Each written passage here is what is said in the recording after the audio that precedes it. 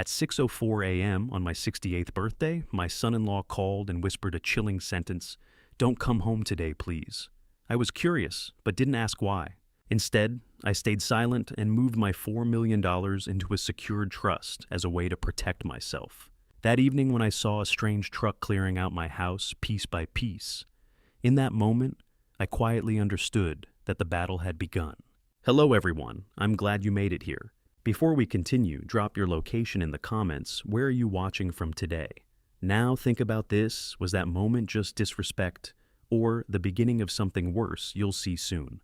Please note, some elements in this story have been fictionalized for storytelling purposes, though the core message remains meaningful.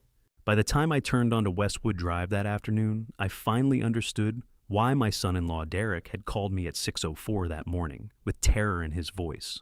A moving truck sat in my driveway. Two men in work shirts were carrying boxes through my front door, and my daughter Vivienne stood on the porch directing them like a general commanding troops. My name is Harold Ashford, and at 68 years old, I have spent 4 decades reading the stories hidden in financial statements, the lies people tell with numbers, the desperation that bleeds through falsified ledgers. I built a career as a forensic accountant exposing fraud. I never imagined I would find it on my own doorstep wearing my daughter's face. I pulled my car to the curb 3 houses down and killed the engine. My hands were shaking, not from fear, from the effort of keeping still. Derek Holloway, my son-in-law of 8 years, the man whose mother I had saved from cancer when no one else would help, had called at 6:04 that morning. His voice had been a whisper ragged with something between terror and guilt. "Do not stay home today. Please. They will finish by evening." I had not understood then. I understood now. Vivian stood on my porch in her designer coat, the one I had complimented last night at dinner, directing movers with crisp efficiency. My daughter? 41 years old. CEO of a company I had helped fund. The girl who used to organize my accounting files for pocket money, now organizing the theft of everything I owned. Have you ever watched someone steal your life in broad daylight? Not metaphorically. Literally watched as strangers carried your memories out your front door while your own child directed the operation. I sat in my car on that November afternoon, keys cutting into my palm, and watched exactly that. The movers were professional, efficient. They believed this was a legitimate job. I could see it in how they handled the boxes, how they called out to each other about weight distribution and truck space. They had no idea they were participating in a crime. Boxes emerged from my house labeled in black marker, living room, office, dining silver. Each one a piece of my life being cataloged for removal. Through the open front door, I saw something that stopped my breath. Eleanor's piano.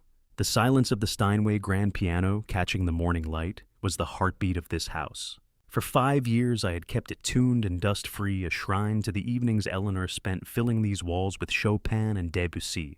Watching strangers handle it like common inventory earlier that afternoon had been a second funeral, a brutal reminder that to Vivienne, her mother's music was now just an asset to be liquidated.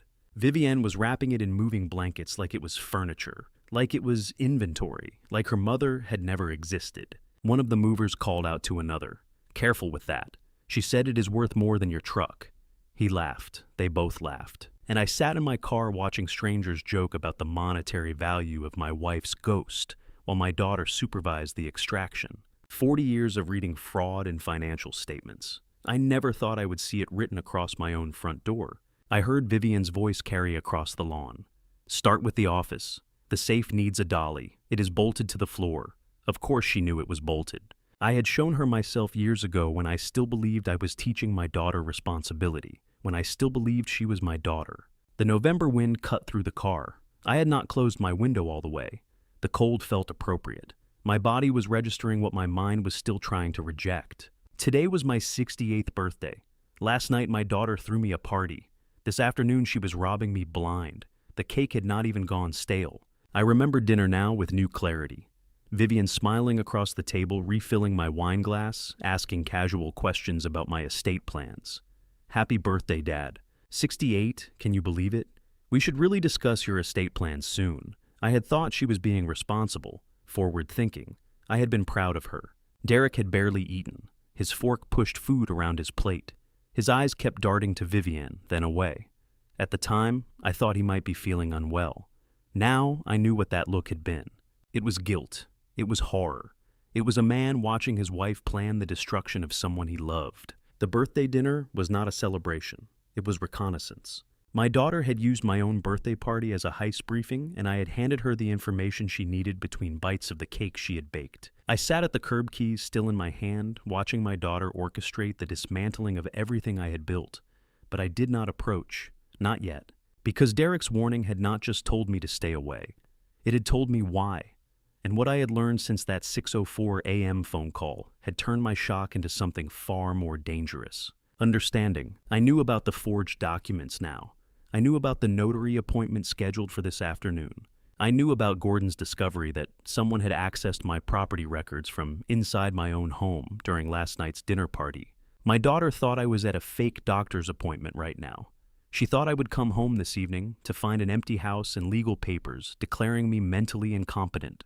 She thought she had planned this perfectly. She had forgotten who taught her to read a spreadsheet. I watched a mover carry out a box labeled Kitchen Silverware Eleanor.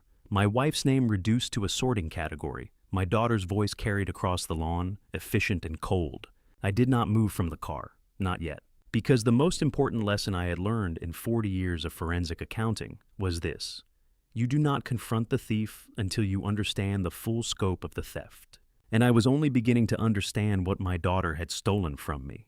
But I need to tell you about that morning. The morning before I discovered my daughter was robbing me. Because you cannot understand what I lost without knowing what I had. I woke to birdsong in Eleanor's garden. November light filtered through curtains she had chosen 20 years ago. The house was quiet in that particular way, only widowers understand. Not peaceful, but waiting for a voice that would never come again. Her reading glasses still sat on the nightstand. Her side of the bed still somehow felt occupied by absence. 5 years since the cancer took her, and I still woke reaching for her hand. Some mornings I could almost feel her fingers closing around mine. Those were the worst mornings, and the best. I rose slowly the way older men do, feeling every year in my joints. 68 today. Eleanor used to say 68 was not old, just well-seasoned. I could hear her voice even now, teasing me about the gray in my hair, the reading glasses I needed for financial statements, the way I groaned when I stood up too fast. She had made aging feel like an adventure we were taking together. Now, I was taking it alone. 68 years old, 4 decades reading fraud in spreadsheets, a dead wife, a distant daughter, and a birthday that would end with my life being packed into boxes. But that morning, I was just a man missing his wife, believing the day might actually be good. I made coffee in the kitchen she had designed, walked through the back door she had painted blue, and stepped into the garden she had loved more than any room in our house. November had stripped most of the color away, but Eleanor's roses still held a few stubborn blooms. She had planted them the year Vivian was born, 41 years ago. She said roses and daughters both needed patience, steady care, and the wisdom to know when to prune. I knelt beside her favorite bush, the deep red climber that covered the back fence, and spoke to it the way she used to. She is coming for dinner tonight, Vivienne. First time she has hosted my birthday since you left. The roses did not answer. Plants are better listeners than accountants, Eleanor used to say. I believed her. I talked to this garden every morning, telling the flowers about my day, about the news about the daughter who had grown so distant since her mother died. It was not madness. It was simply the only way I knew to keep Eleanor's voice alive. I trimmed a few dead leaves, checked the winter mulch, felt the November cold seeping through my garden gloves. Somewhere in the neighborhood, someone was already playing Christmas music. Too early for that. Eleanor would have complained. I smiled at the thought. Inside, I paused in the living room doorway. Eleanor's Steinway grand piano sat where it had always sat in front of the bay window, catching the morning light. She had played every evening for 35 years. Debussy in spring, Chopin in winter, show tunes when she was feeling playful. I would read beside her, not really reading, just listening to her fingers find the music. The piano had been silent for 5 years. Vivienne had played Chopin at the funeral, a nocturne the one Eleanor had taught her when she was 7 years old. She played it beautifully, tears falling onto the keys, and then she closed the lid like she was sealing a coffin. She never touched it again. Neither did I. Some instruments are meant to stay silent. Some songs are too painful to hear. I walked to the piano now and lifted the lid. Dust had gathered despite my weekly cleaning. I touched middle C and winced at how out of tune it sounded. I should have it tuned. I should have someone come and bring it back to life. But that would mean someone else touching what Eleanor had touched last, and I could not bear that. Not yet. Maybe not ever. I closed the lid gently and went to prepare for the evening. The shower was too hot. I turned it hotter anyway. The blue shirt Eleanor had given me on our 30th anniversary still fit, though it pulled slightly across the shoulders now. I knotted the tie she had chosen to match it, watching my hands move through motions she had taught me decades ago. She always said I tied a knot like I was strangling a suspect. She was not entirely wrong. Vivienne was hosting dinner tonight. My daughter, my only child. The girl who used to organize my accounting files for pocket money, who learned piano from her mother, who cried when she left for college and called 3 times that first week. That girl had become a woman I barely recognized. CEO of a company I had helped fund, driven successful cold. She visited twice a year since Eleanor died, called on holidays, sent cards that felt written by an assistant. But this past week she had called 3 times. 3 times in 1 week after months of silence, asking how I was feeling, whether I was staying sharp, if I had thought about seeing a doctor for a checkup. A forensic accountant learns to see patterns that do not want to be seen, the number that is too round, the signature that is too perfect. The daughter who suddenly shows interest asking if you are healthy, asking if you are still mentally sharp. I should have recognized it. The pattern was right there wearing lipstick and calling me daddy for the first time in years. But I dismissed it, told myself I was paranoid, told myself she was finally trying to reconnect, to heal the distance that had grown since her mother's death. I wanted so badly to believe it that I ignored what my instincts were screaming. As I knotted my tie in the mirror, I caught my own reflection. 68 years old, still sharp, still here. And somewhere in the back of my mind, a question I could not quite name. Why did Vivienne need to know if I was still sharp? Why did that matter now? I would find out that night at dinner. And by the next afternoon, standing at the curb watching movers carry my life away in boxes, I would understand exactly why she had asked. The doorbell rang at exactly 6 o'clock. Vivienne was never early, never late. Precision was her signature inherited from me, along with the sharp cheekbones and the inability to trust round numbers. I opened the door to find my daughter standing in November twilight, her smile slightly too wide, her eyes scanning my face like she was searching for cracks. Happy birthday, Dad. 68. You do not look a day over 65. How are you feeling? Sharp as ever. There it was again. That word, sharp. She had used it 3 times this week. I hugged her, and she held on half a second too long, the way people do when they are performing affection, rather than feeling it. Behind her, Derek hung back near the porch, railing his face pale in the evening light. He looked like a man who had not slept in days. And beside Derek stood a stranger. Marcus Gallagher stepped forward and extended his hand with the polished confidence of a man who had practiced his smile in mirrors. 46 years old, according to Vivienne's quick introduction. Co-founder and CFO of her logistics company. Someone whose presence at a family birthday dinner required more explanation than Vivienne offered. His handshake was firm, his eye contact unwavering, and his questions about my career were just pointed enough to make the accountant in me start keeping count. Mr. Ashford, it is an honor. Vivienne speaks so highly of you. The forensic accountant who can spot a decimal out of place from 50 feet. Let me tell you something about forensic accountants. We do not stop working when we leave the office. Every handshake is a data point. Every smile is a ledger entry.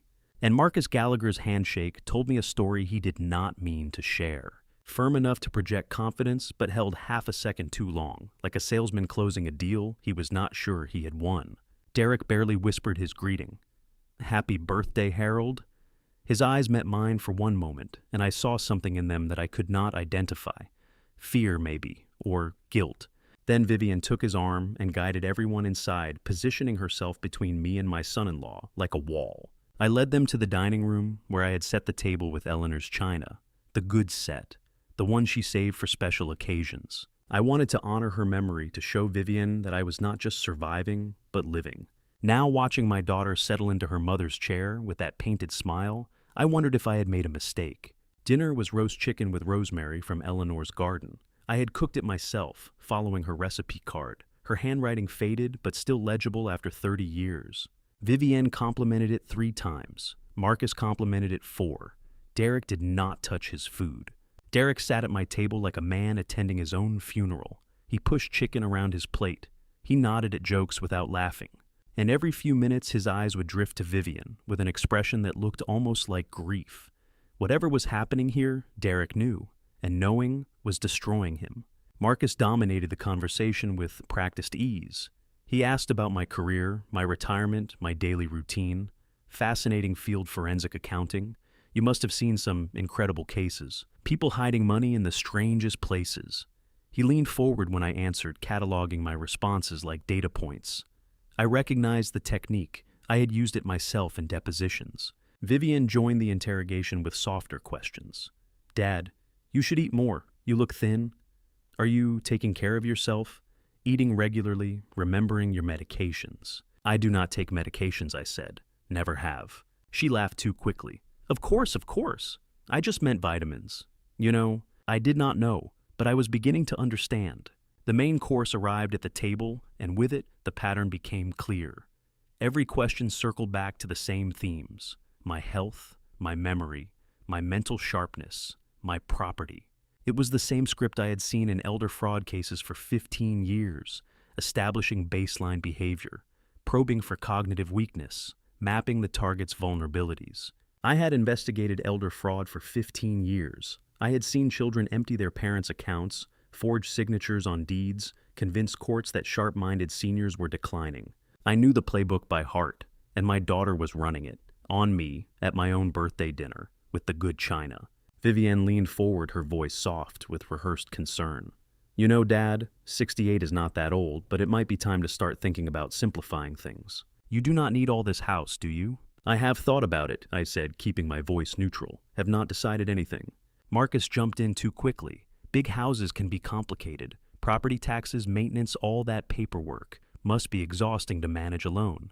There it was, the real question beneath all the questions. They wanted to know about the house, about my assets, about how much of my life they could package and carry away. Derek excused himself to use the bathroom. He was gone for 10 minutes. When he returned, his eyes were red. After dinner, Vivian insisted on coffee in the living room. She guided me to the armchair facing away from the office hallway, the chair with the worst view of the house. Derek positioned himself by the window, staring at nothing, and Marcus excused himself to use the bathroom, except the bathroom was to the left, and he turned right, toward my office, toward the safe. I said nothing, but I watched, and in my jacket pocket my phone was already composing a text to Gordon Whitfield, my attorney of 20 years. Need the trust documents ready. Tonight. Something is wrong. Vivienne poured coffee with steady hands, chattering about the logistics company, about expansion plans, about how proud Eleanor would be. She did not notice my silence. She did not notice that I had stopped drinking the wine she kept refilling. She did not notice that the father she thought she was manipulating had spent 40 years learning to read exactly this kind of story. The evening ended with strained goodbyes. Vivian hugged me again too long, too tight. Derek could not meet my eyes. Marcus shook my hand and told me to take care of myself, his voice carrying a weight that felt almost like a threat. I closed the door behind them and stood in my empty hallway, Eleanor's china still on the table, Eleanor's roses wilting in their vase. My birthday dinner had not been a celebration. It had been a reconnaissance mission, and whatever my daughter was planning, she thought I would never see it coming. She had forgotten who taught her to count. Marcus returned from the bathroom 6 minutes later. I know because I counted. He settled back into his chair with the satisfied ease of a man who had found exactly what he was looking for, and Vivian immediately steered the conversation toward what she called practical matters. That is when the real interrogation began. Dad, I have been thinking. She leaned forward, her wine glass untouched, her eyes fixed on mine with rehearsed concern. You are living alone in this big house. Have you thought about what happens if something happens to you?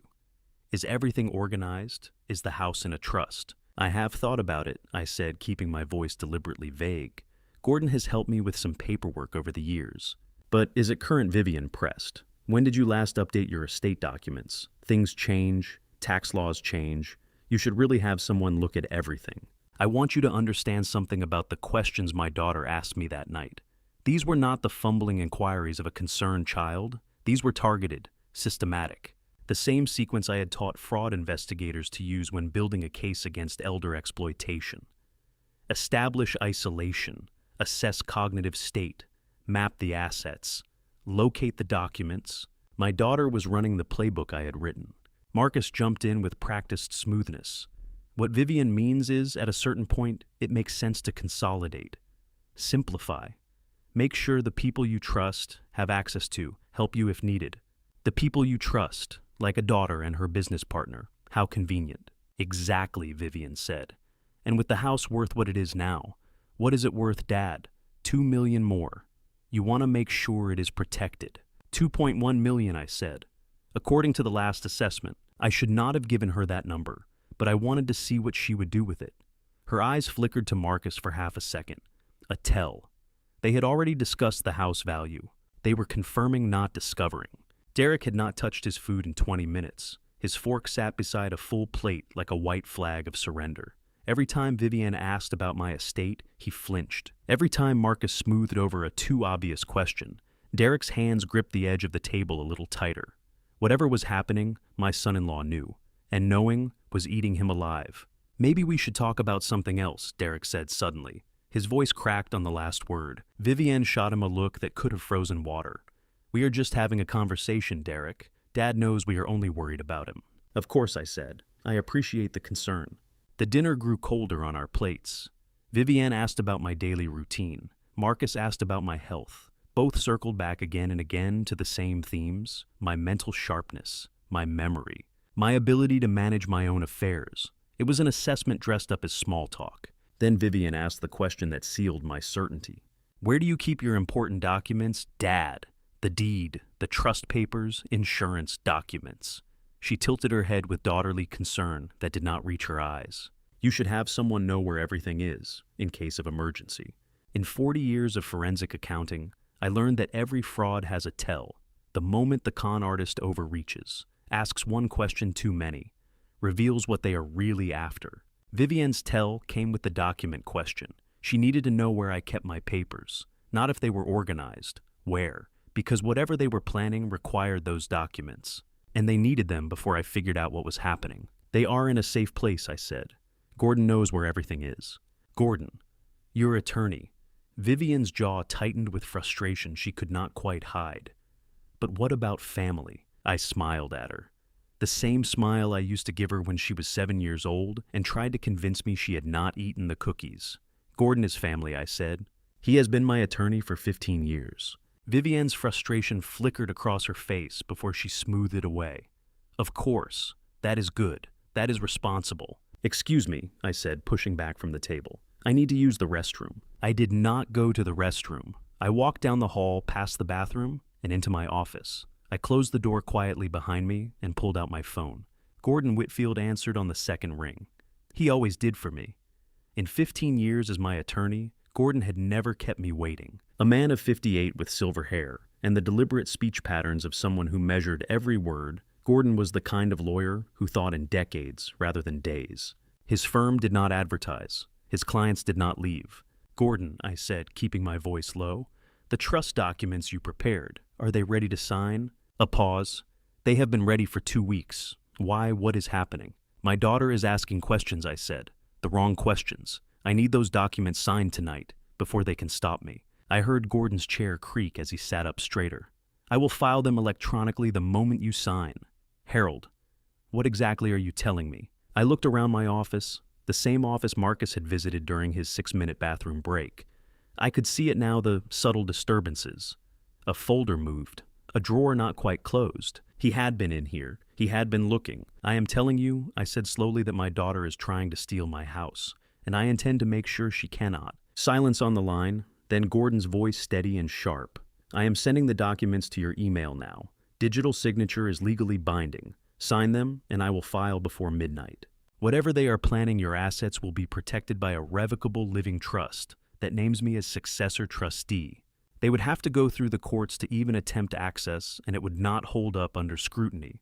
Do it, I said. I ended the call and stood in the darkness of my office, listening to my daughter's laughter drifting down the hall. She was telling Marcus some story, something about work, something that did not matter. She thought I was a confused old man who would not see her coming. She had forgotten who taught her to count, who taught her to read the numbers that people tried to hide. I opened my email and waited for Gordon's documents to arrive. Gordon's email arrived while I stood in the darkness of my office, listening to my daughter's laughter in the other room. The The trust documents were exactly where he said they would be. Attachment PDF. 32 pages that would determine whether I spent my final years in the home I had built with Eleanor or in some state facility, while strangers auctioned off my memories. I signed each page with the deliberate precision of a man defusing a bomb. House protected, investments protected, retirement accounts protected. $4.05 million transferred into a revocable living trust that named Gordon Whitfield as successor trustee. My daughter could not touch a single dollar without going through the courts. I photographed the final signature and texted it to Gordon. His reply came in 30 seconds. Filing now, confirmation in 10 minutes. $4 million, 40 years of work. Eleanor's home, Eleanor's garden, Eleanor's piano. All of it now locked behind legal walls that my daughter could not breach. I should have felt triumphant. I felt like I was attending my own family's funeral. Gordon's second text arrived. Filed. Trust is now active. Harold, call me tomorrow. We need to talk about what is happening. I put my phone in my pocket and walked back toward the living room. Whatever victory I had, it tasted like ashes. I had just legally defended myself against my own child. Against the baby I had held in the delivery room 41 years ago. Against the girl who used to run to me when she was scared. Against Vivienne. I stopped in the doorway. Vivienne was standing by the coffee table. My wallet was open in her hands. For a moment, neither of us moved. Then she looked up, and her face went through 3 expressions in rapid succession. Surprise, calculation as performance. The performance won. Oh, Dad, I had a headache, looking for aspirin. The aspirin had been in the bathroom medicine cabinet since Vivienne was 12 years old.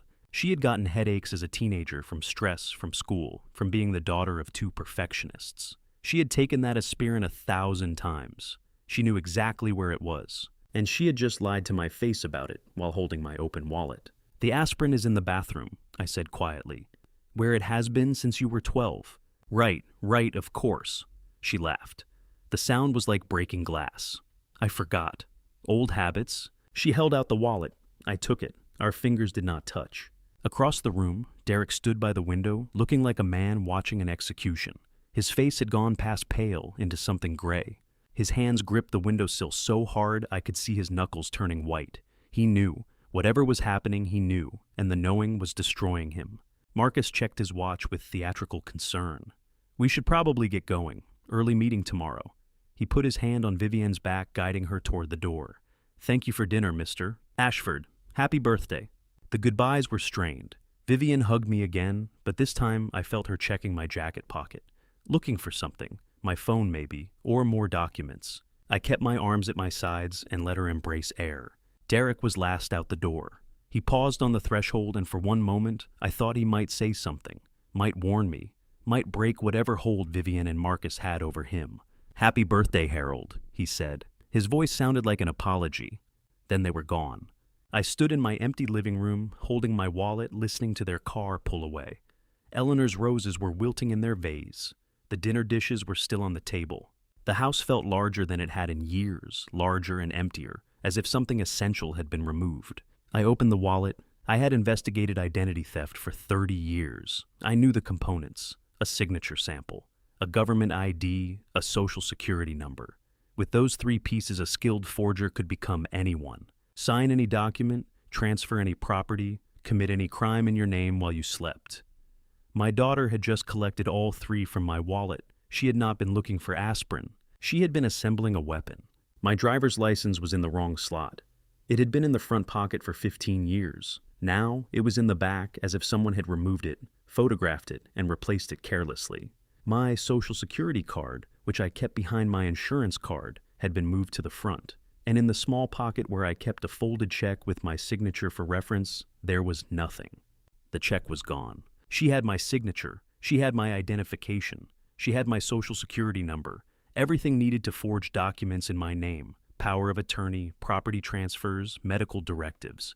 With those 3 components, Vivienne could sign away my house while I slept, and I would not know until I woke up homeless. Except she could not.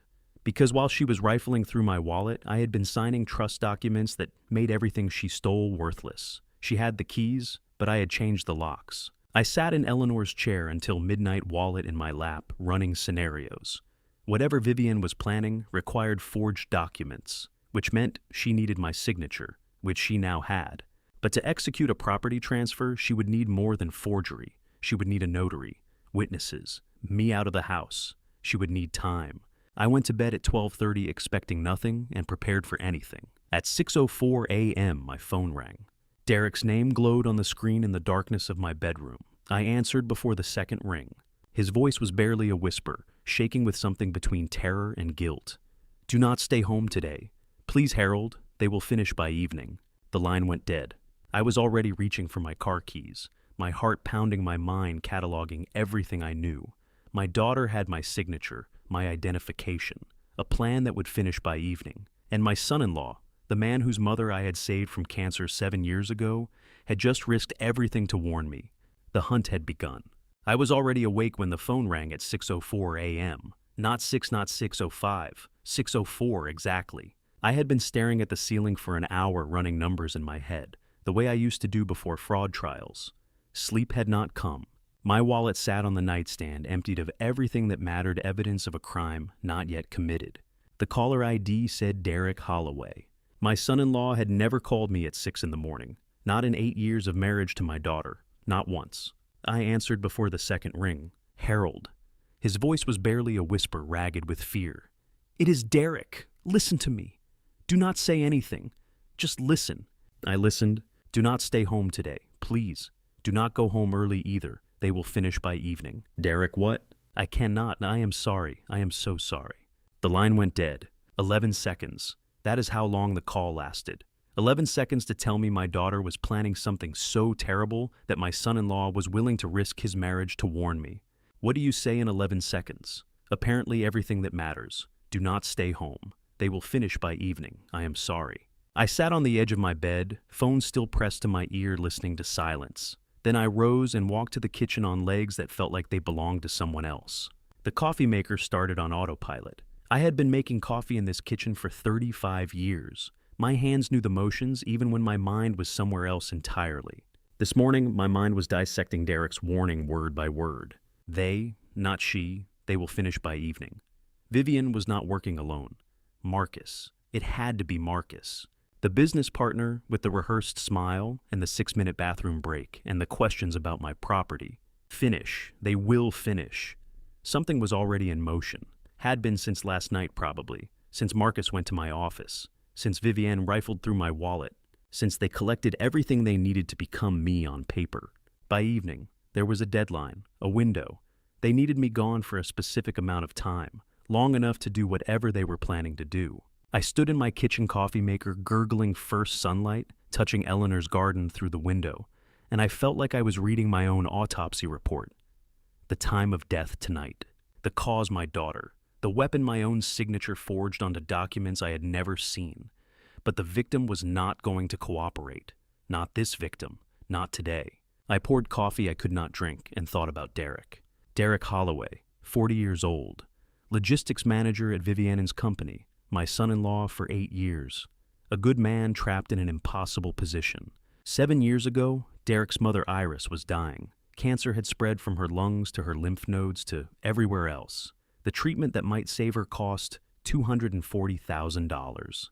Insurance said no. Derek had nothing. Vivian had nothing. They came to me not to ask for money, but to say goodbye, to tell me they were moving Iris into hospice to let me meet her before she died. I wrote the check the same day. "Your mother is my family now," I told Derek while he stared at the number, with tears streaming down his face. "You do not owe me anything. Just take care of my daughter." "I will," he said. "I promise. I will always take care of Vivian." Iris survived. The treatment worked. She was alive because I wrote a check and Derek knew it. He had promised to take care of Vivian. Now Vivian was trying to rob me blind, and Derek was keeping his promise the only way left, by betraying her to save me. Some debts can never be repaid. Some can only be redirected. Derek was terrified. I had heard it in his voice and the way he whispered in the 11 seconds he rationed out, like a dying man's last breaths. He was risking his marriage, his job, his entire life. Whatever Vivian and Marcus were planning was so serious that Derek chose his debt to me over his loyalty to his wife, which meant whatever was happening was worse than I had imagined. At 7 o'clock, I called Gordon Whitfield. The trust is filed, he said immediately. You are protected. I need you to check something. My property records, county system. Can you see if anyone has accessed them recently? A pause. I heard typing the click of a mouse. Then Gordon's voice changed, sharper, colder. Harold, someone accessed your title history at 11:47 last night, from your home IP address. I sat down slowly. I was in bed by 10:30. I know, Gordon said. And there is something else? A mobile notary appointment is scheduled for 2 p.m. today, at your address, in your name. I had not scheduled any notary appointment. They are coming from my house, I said quietly. Yes, Gordon replied. And based on this, they are planning to sign documents in your name while you are not there to stop them. The pieces fell into place with the terrible clarity of a completed puzzle. Marcus had accessed my property records during his bathroom break using my home network. They had my signature from the wallet, my ID, my social security number. The notary appointment was the final piece. At 2 p.m., someone pretending to be me would sign over my house, my investments, everything, except they could not, because the trust I had signed the night before would expose and invalidate everything she tried to use against me. The house was protected. The investments were protected. Everything was protected. But they did not know that. Gordon, I said, do not cancel the notary appointment. What? Let them come. Let them think everything is going according to plan. I want to see what they bring, what documents, what story they have prepared. I want to catch them in the act. Harold, that is dangerous. You should call the police. Not yet. Not until I see the full scope. Not until I know everything. I ended the call and sat alone in my kitchen, coffee cold in my hands, morning light, now fully illuminating Eleanor's roses outside the window. My daughter was coming to steal my house today. She had brought a business partner, a forged signature, and a notary to make it legal. She thought I was a confused old man who would never see it coming. But I was not confused. I was a forensic accountant with 40 years of experience catching thieves. And my son-in-law had just given me the one thing every investigator needs: advance warning. I had until 2 p.m. to prepare, and I intended to use every minute. I called Gordon back at 7:15. My coffee had gone cold, but I could not bring myself to pour another cup. There was too much to process, too many pieces clicking into place with terrible precision. Gordon's voice had changed. In 15 years of working together, I had heard him calm. I had heard him cautious. I had even heard him concerned. But I had never heard him sound like this, cold and focused. The way a surgeon sounds when they find something on the scan they were not looking for. Harold, he said slowly, I need you to listen very carefully to what I'm about to tell you. I am listening. The county system logs every access to property records. Standard procedure security compliance. Someone pulled up your complete title history at 11:47 p.m. last night. I felt the floor shift beneath me. I was in bed by 10:30. The dinner ended around 9. The access came from your home IP address. Gordon's voice remained steady, clinical. That means whoever did this was either in your house or connected to your network. 11:47 p.m. Think about that time. At 11:47 p.m., I was in bed staring at the ceiling, wondering if I was being paranoid about my own daughter. At 11:47 p.m., someone in my house was accessing my property records, researching exactly how much I was worth and how to take it from me. While I slept in Eleanor's house, they were calculating how to steal it. Marcus went to the bathroom for 6 minutes, I said. Walked toward my office instead of the bathroom. Then we know who Gordon replied. Now we need to know why. He paused. I heard typing in the background the click of a mouse. Then his voice changed again. Sharper now, more alarmed. There is more. A mobile notary service shows an appointment scheduled for 2 p.m. today. At your address, in your name. I did not schedule any notary. I know you did not, but someone did. Gordon exhaled slowly. Harold, the service requires ID verification and signature. If they have samples of both, Vivienne went through my wallet last night, said she was looking for aspirin. Then they have everything they need to impersonate you on paper. A mobile notary at 2 p.m. in my name, at my address. The pieces fell into place like tumblers in a lock. Click, click, click. The wallet was not searched for aspirin. It was harvested for ID. Marcus's bathroom break was not a bathroom break. It was reconnaissance. The birthday dinner was not a celebration. It was a heist briefing, and I was supposed to be the Mark who did not see it coming. Here is what I think they are planning, Gordon continued. A power of attorney giving your daughter control over your finances. Maybe a property transfer. They will forge your signature present ID and have a notary legitimize it. But the trust I started, the trust protects you. Gordon's voice softened slightly. They cannot transfer property that is already in trust without trustee authorization. But Harold, they do not know you signed that trust last night. I sat with that for a moment. They think they are stealing from an unprotected man. Exactly, which means they will proceed with the plan. And when they do, they will be committing documented fraud against assets they legally cannot touch. Gordon outlined what he expected. Power of attorney documents, possibly property transfer papers, maybe even a medical directive, all forged, all designed to give Vivian and whoever she was working with complete control over my life. They would sign in my name, the notary would witness, and by evening they would believe they owned everything I had. Except they would not, because the trust I signed at my desk last night while my daughter rifled through my wallet in the other room made every forged document worthless. The house was protected. The investments were protected. Everything Eleanor and I had built together was locked behind legal walls they did not even know existed.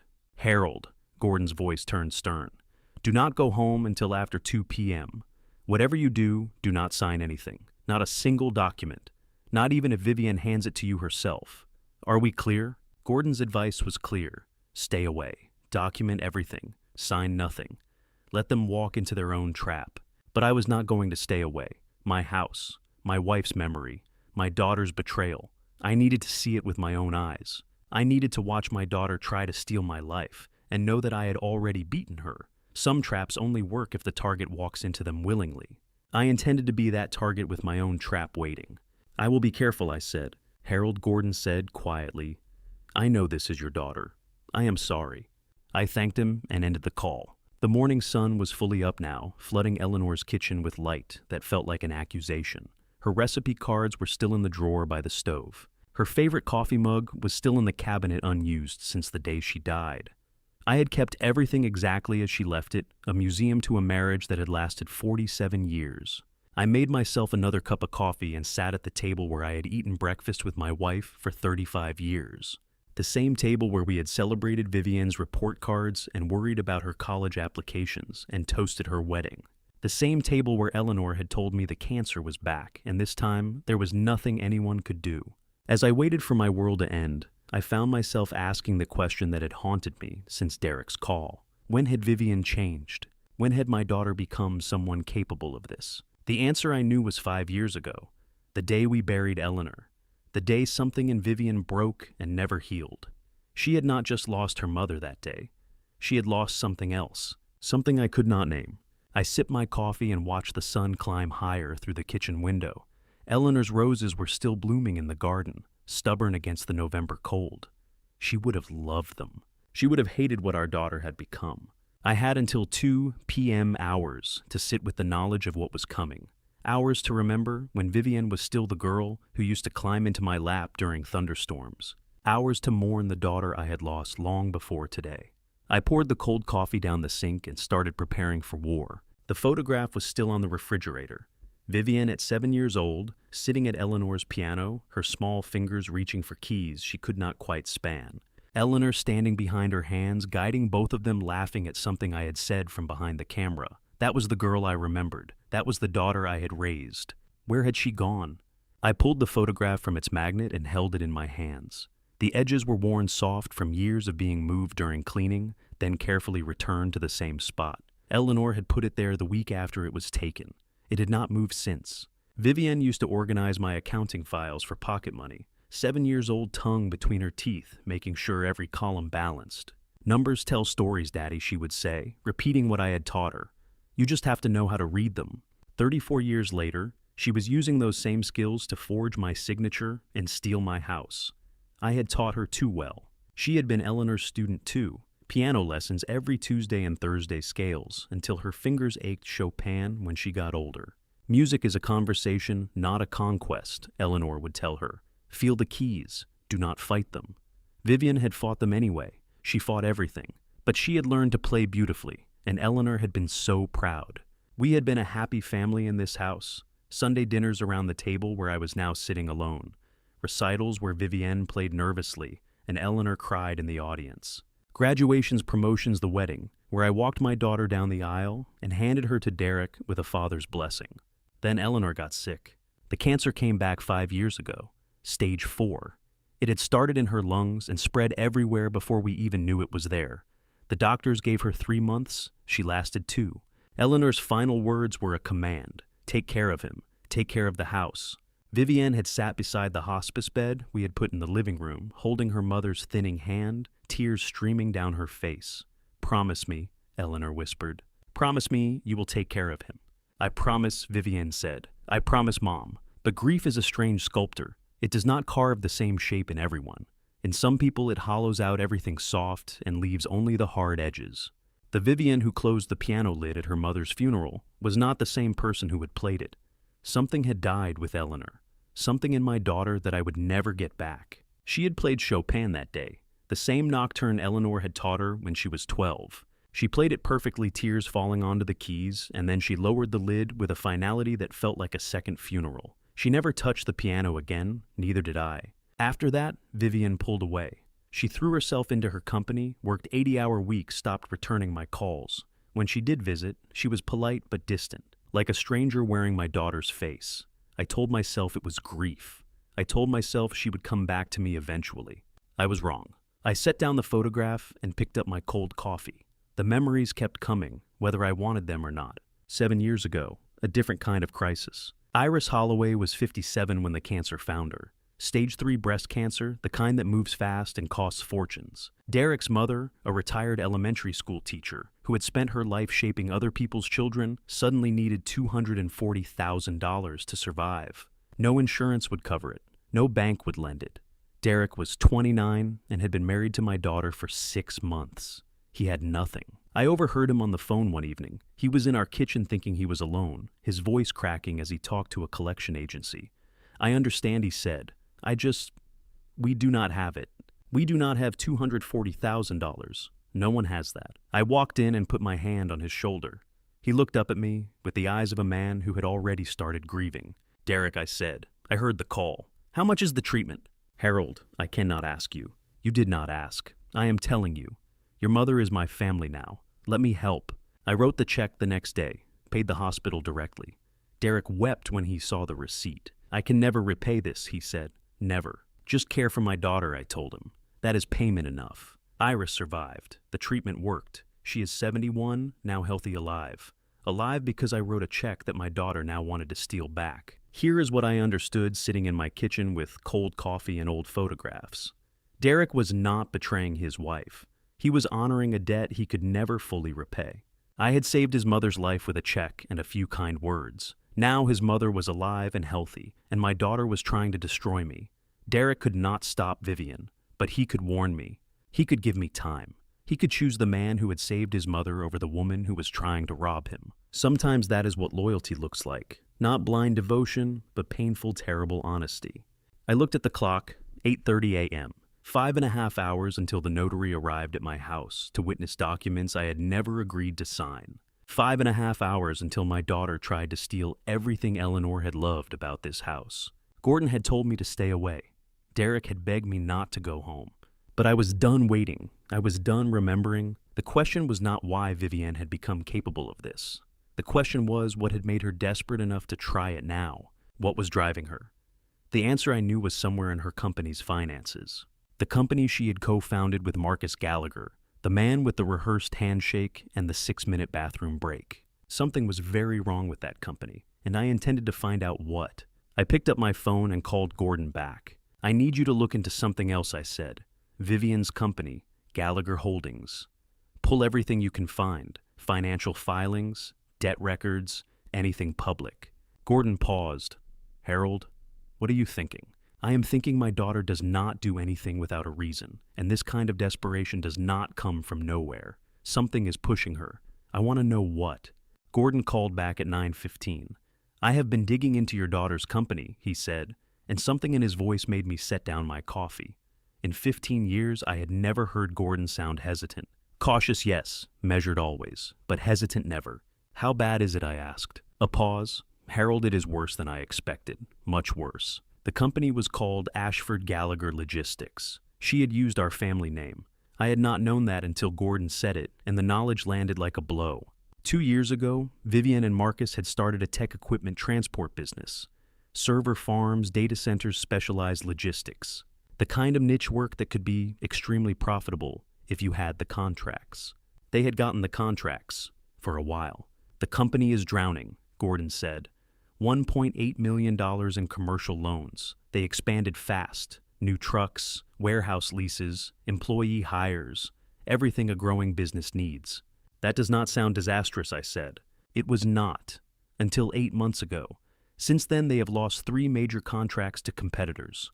Employee count has dropped from 45 to 22. Revenue is down 60%. Let me tell you what $1.8 million in debt looks like. It looks like sleepless nights and avoided phone calls. It looks like lying to employees about when payroll will clear. It looks like watching everything you built slip through your fingers while you scramble to hold on. I have investigated enough bankruptcies to know the desperation math. When the numbers get bad enough, good people do terrible things. My daughter had reached that point, and I was her terrible thing. That is fast decline, I said. Too fast. Gordon agreed. Companies do not collapse that quickly without something pushing them over. But that is not the worst of it. There is more. Vivienne personally guaranteed those loans. I closed my eyes. She did what banks often require it for new businesses. If the company defaults, she is personally liable for the entire $1.8 million. A personal guarantee on a business loan is a guillotine with a timer. When you sign it, the blade is locked high above your head. You do not feel its weight. You barely think about it. But when the business fails, when the contracts collapse and the clients leave and the money stops flowing, that blade starts descending, and there is no stopping it. Vivienne had signed her guillotine 2 years ago. The blade was falling, and she had decided to push me under it instead. So it is not just the company, I said slowly. It is everything. Her house, her assets, her credit. Yes, and Harold the bank issued a notice 3 days ago demanding additional collateral within 72 hours. That deadline is today. It is today. I sat with that for a long moment. The morning sun was climbing higher outside the window, casting long shadows across Eleanor's kitchen. The house felt different now. Not like home, like evidence. I did the math the way I had done math for 40 years. My West Hills home was worth $2.1 million. My investment portfolio was $1.2 million. My retirement accounts totaled $750,000. Combined $4. 0.5 million. Vivienne's debt was $1.8 million. I was not her father anymore. I was her collateral. Gordon, I said, my assets are worth over $4 million. I know. Her debt is $1.8 million. I know that too. With forged documents and a compliant notary, she could pledge my house by this afternoon. Yes, Gordon said quietly. She could. And based on that notary appointment at 2 p.m., that appears to be exactly what she is planning. I had spent 40 years reading desperation in spreadsheets, the way numbers tell stories of people trapped by their own decisions, the sleepless math of someone who knows they are going under. Now, I was reading my daughter's story, and it was the saddest I had ever seen. She was not a villain. She was a drowning woman reaching for the nearest life raft, even if that raft was her own father. Understanding is not the same as forgiving, but it hurts more. She is not evil, Gordon, I said. She is drowning, and she is willing to drown me to stay afloat. Gordon was silent for a moment. I know he finally said, "But, Harold, that does not change what she is doing. Desperate people are still dangerous people. Whatever her reasons, she is committing fraud. Identity theft, possibly elder abuse under Oregon law. The fact that she is terrified does not make her crimes less criminal." I know, I said, but I needed to understand why before I could face her. Are you going to face her? I looked at the clock. 10 a.m. 4 hours until the notary. 4 hours until my daughter tried to sign away my house. Gordon had told me to stay away. Derek had warned me to stay gone. Both of them were trying to protect me from something I had already survived in my imagination 100 times since 6:04 this morning. I was done hiding in my own kitchen, drinking cold coffee, and calculating how much my daughter needed to steal from me. I was done reading the story from a distance. I was going home, not to stop her. Gordon's trust documents had already done that. Any forged power of attorney would not hold up against a properly filed trust. She could sign whatever she wanted. It would not matter. I was going home to see it, to witness what my daughter had become, to stand in the doorway of my own house and let her know without a single word that I knew everything. I grabbed my keys from the counter where they had sat all morning. Harold Gordon said through the phone, "Be careful. Desperate people do desperate things." "I know," I said. I raised one. I ended the call and walked to the front door. Eleanor's roses were still visible through the side window, stubborn blooms defying November. She had loved this house. She had made me promise to keep it safe. I was keeping that promise, just not the way either of us had imagined. The car started on the first try. I pulled out of the driveway and turned toward Westwood Drive, toward the house where I had raised my daughter, toward whatever was waiting for me. Eleanor's voice echoed in my memory, something she had said when Vivian was a teenager, making bad choices. "Enabling is not love, Harold. Sometimes the hardest thing and the right thing are the same." I was about to do the hardest thing I had ever done. I was about to watch my daughter try to destroy me. I did not go straight home. Instead, I drove to the Pearl District and sat in a coffee shop for 4 hours watching the clock tick toward 2 p.m. Gordon had called twice trying to talk me out of it. "Let the documents speak for themselves," he said. "You do not need to witness this." But I did. I needed to see my daughter's face when she realized I already knew. The coffee shop was full of people living their normal lives, couples laughing over lattes, students with laptops and headphones, baristas calling out names that were not mine. I sat among them like a ghost nursing a cup I never drank, invisible and waiting. Why did I not call the police? I have asked myself that question 100 times since. The answer is simple and complicated at once. Because calling the police on your own daughter is an irreversible act. Once those sirens arrive, once those handcuffs close, you can never go back. I wanted to see her first. I wanted to give her one last chance to look at me and remember who she used to be. Maybe I was foolish. Maybe I was hoping for something that no longer existed. Gordon called again at noon. "Harold, I am asking you to stay away. The trust protects you. Let the police handle the rest." "And if I call the police on my daughter," I said, "what then?" "Then she faces consequences for her actions." "She is already facing consequences. She just does not know it yet. I want to see her face when she does." Gordon was silent for a long moment. "This is not about evidence anymore, is it?" "No," I said. "It is about seeing who my daughter has become. I need to know." He did not try to stop me after that. He knew me well enough to understand when I had made a decision. Eleanor's voice was so clear in my memory that for a moment I looked up expecting to see her sitting across from me with her tea and her crossword puzzle. "Enabling is not love," she had said. We were discussing the Hendersons at the time, their son, who kept taking money for businesses that always failed. But Eleanor was not really talking about the Hendersons. She was teaching me something I would not understand until now. That love without boundaries is not love at all. It is just fear wearing a kind face. She would have told me to go home. She would have told me to witness what our daughter had become. She would have reminded me that protecting someone from the consequences of their choices was not protection. It was enabling, and enabling is not love. I finished my cold coffee and watched the clock. At 1:45 p.m., I paid for the cup I had barely touched and walked to my car. The drive to West Hills would take 20 minutes. I would arrive right as the scheme was supposed to be complete, right as Vivian believed she had won. 20 minutes from the Pearl District to West Hills. 20 minutes of a city I had lived in for 40 years. 20 minutes of memories pressed into every corner, every stoplight, every faded sign. The restaurant where I proposed to Eleanor. She said yes before I finished the question. The hospital where Vivian entered the world. 7 pounds, 4 ounces.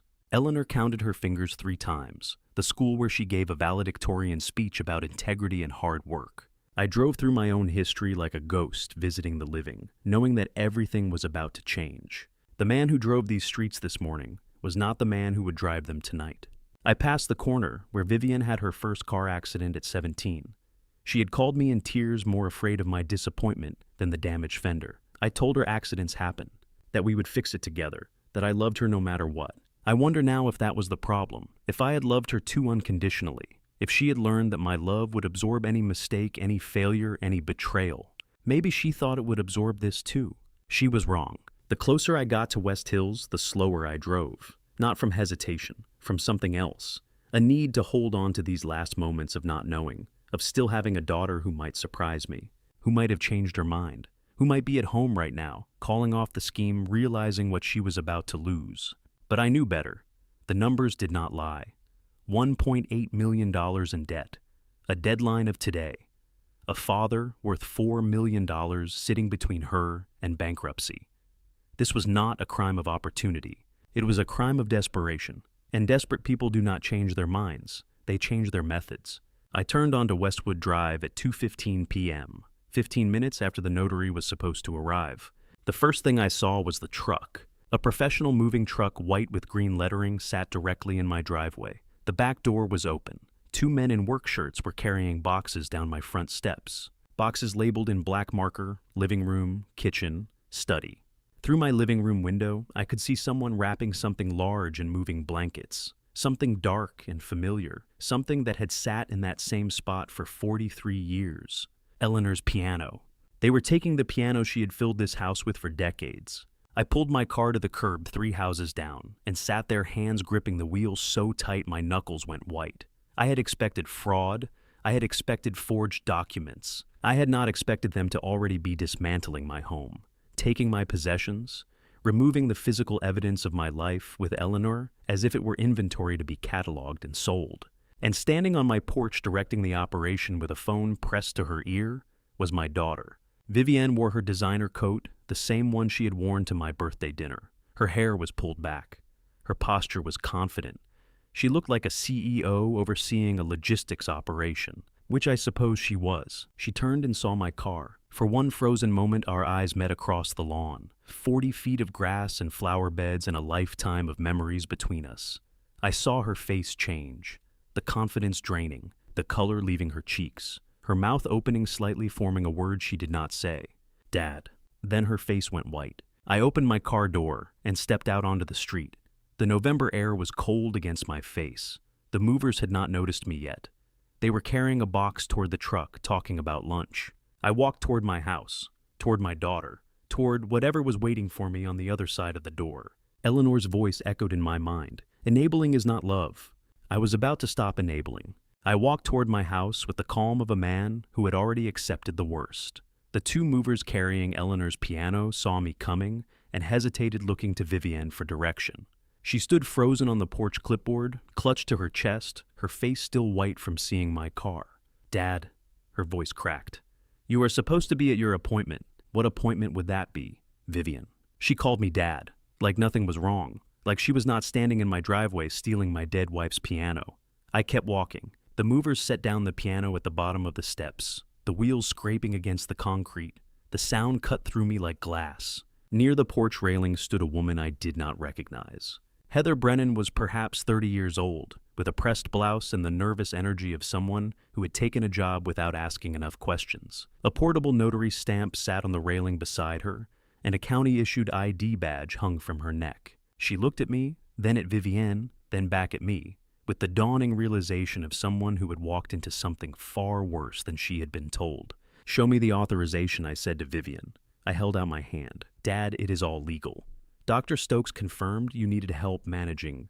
I watched her hand me the documents, her fingers trembling with a frantic kind of hope. She didn't realize that the revocable living trust I signed last night had already placed an invisible legal shield around every brick of this house. These papers she wanted me to sign would never hold up under legal scrutiny, but the act of presenting them with a forged medical report was the final documented nail in her own coffin. Dr. Stokes, I countered, my voice flat. I have not seen Dr. Stokes in 18 months. Vivienne's mouth opened and closed. The clipboard trembled in her hands. Behind her, through the open front door, I could see my living room in chaos. Boxes everywhere. The safe in my office had been moved to the hallway, its door hanging open. Empty. I took the clipboard from her before she could pull away. The documents were exactly what I expected. A power of attorney granting Vivienne full control over my finances, my property, my medical decisions. Below that, a medical evaluation from Dr. Raymond Stokes declaring that Harold Ashford showed signs of early cognitive decline requiring supervised financial management. The signature at the bottom was close to mine, very close. But 40 years of reading fraudulent documents had taught me to see what others missed. The H was too rounded, the A connected too smoothly. The pressure was wrong in 3 places.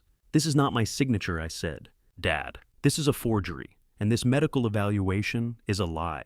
I am standing in front of you right now. Do I seem cognitively impaired to you? How long does it take to erase someone's identity? Apparently 1 forged signature and a compliant notary, 1 corrupt doctor and a desperate daughter. I looked at the documents in my hands and felt something shift inside me. Not anger, something colder, something final. Heather Brennan stepped forward, her face pale. Mr. Ashford, I was told the documents were already verified. They said you had early dementia. They said your daughter had medical authorization to manage your affairs. Who told you this? She hesitated. The movers had stopped working entirely, watching the scene unfold. One of them was already edging toward the truck. Mr. Gallagher, Heather said quietly. Marcus Gallagher. He handled everything. He hired me through his company. He said this was a family matter and everything was in order. Gallagher. The name landed like a verdict. Not my daughter's desperation. His design. Marcus Gallagher had orchestrated this from the beginning. The rehearsed charm at the birthday dinner. The 6-minute bathroom break. The questions about my estate. He had not been helping Vivienne.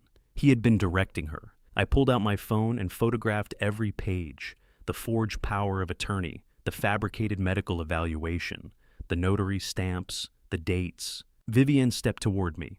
Dad, please. You do not understand. The company is in trouble. You needed my house, I said without looking up. You needed my investments. You needed my retirement. You decided to steal it rather than ask for help. I would have given you the money, Vivienne. If you had asked, if you had told me the truth, I would have helped you. She started to cry. I know you would have. But Marcus said what? She did not answer. Behind her, the movers were retreating toward the truck.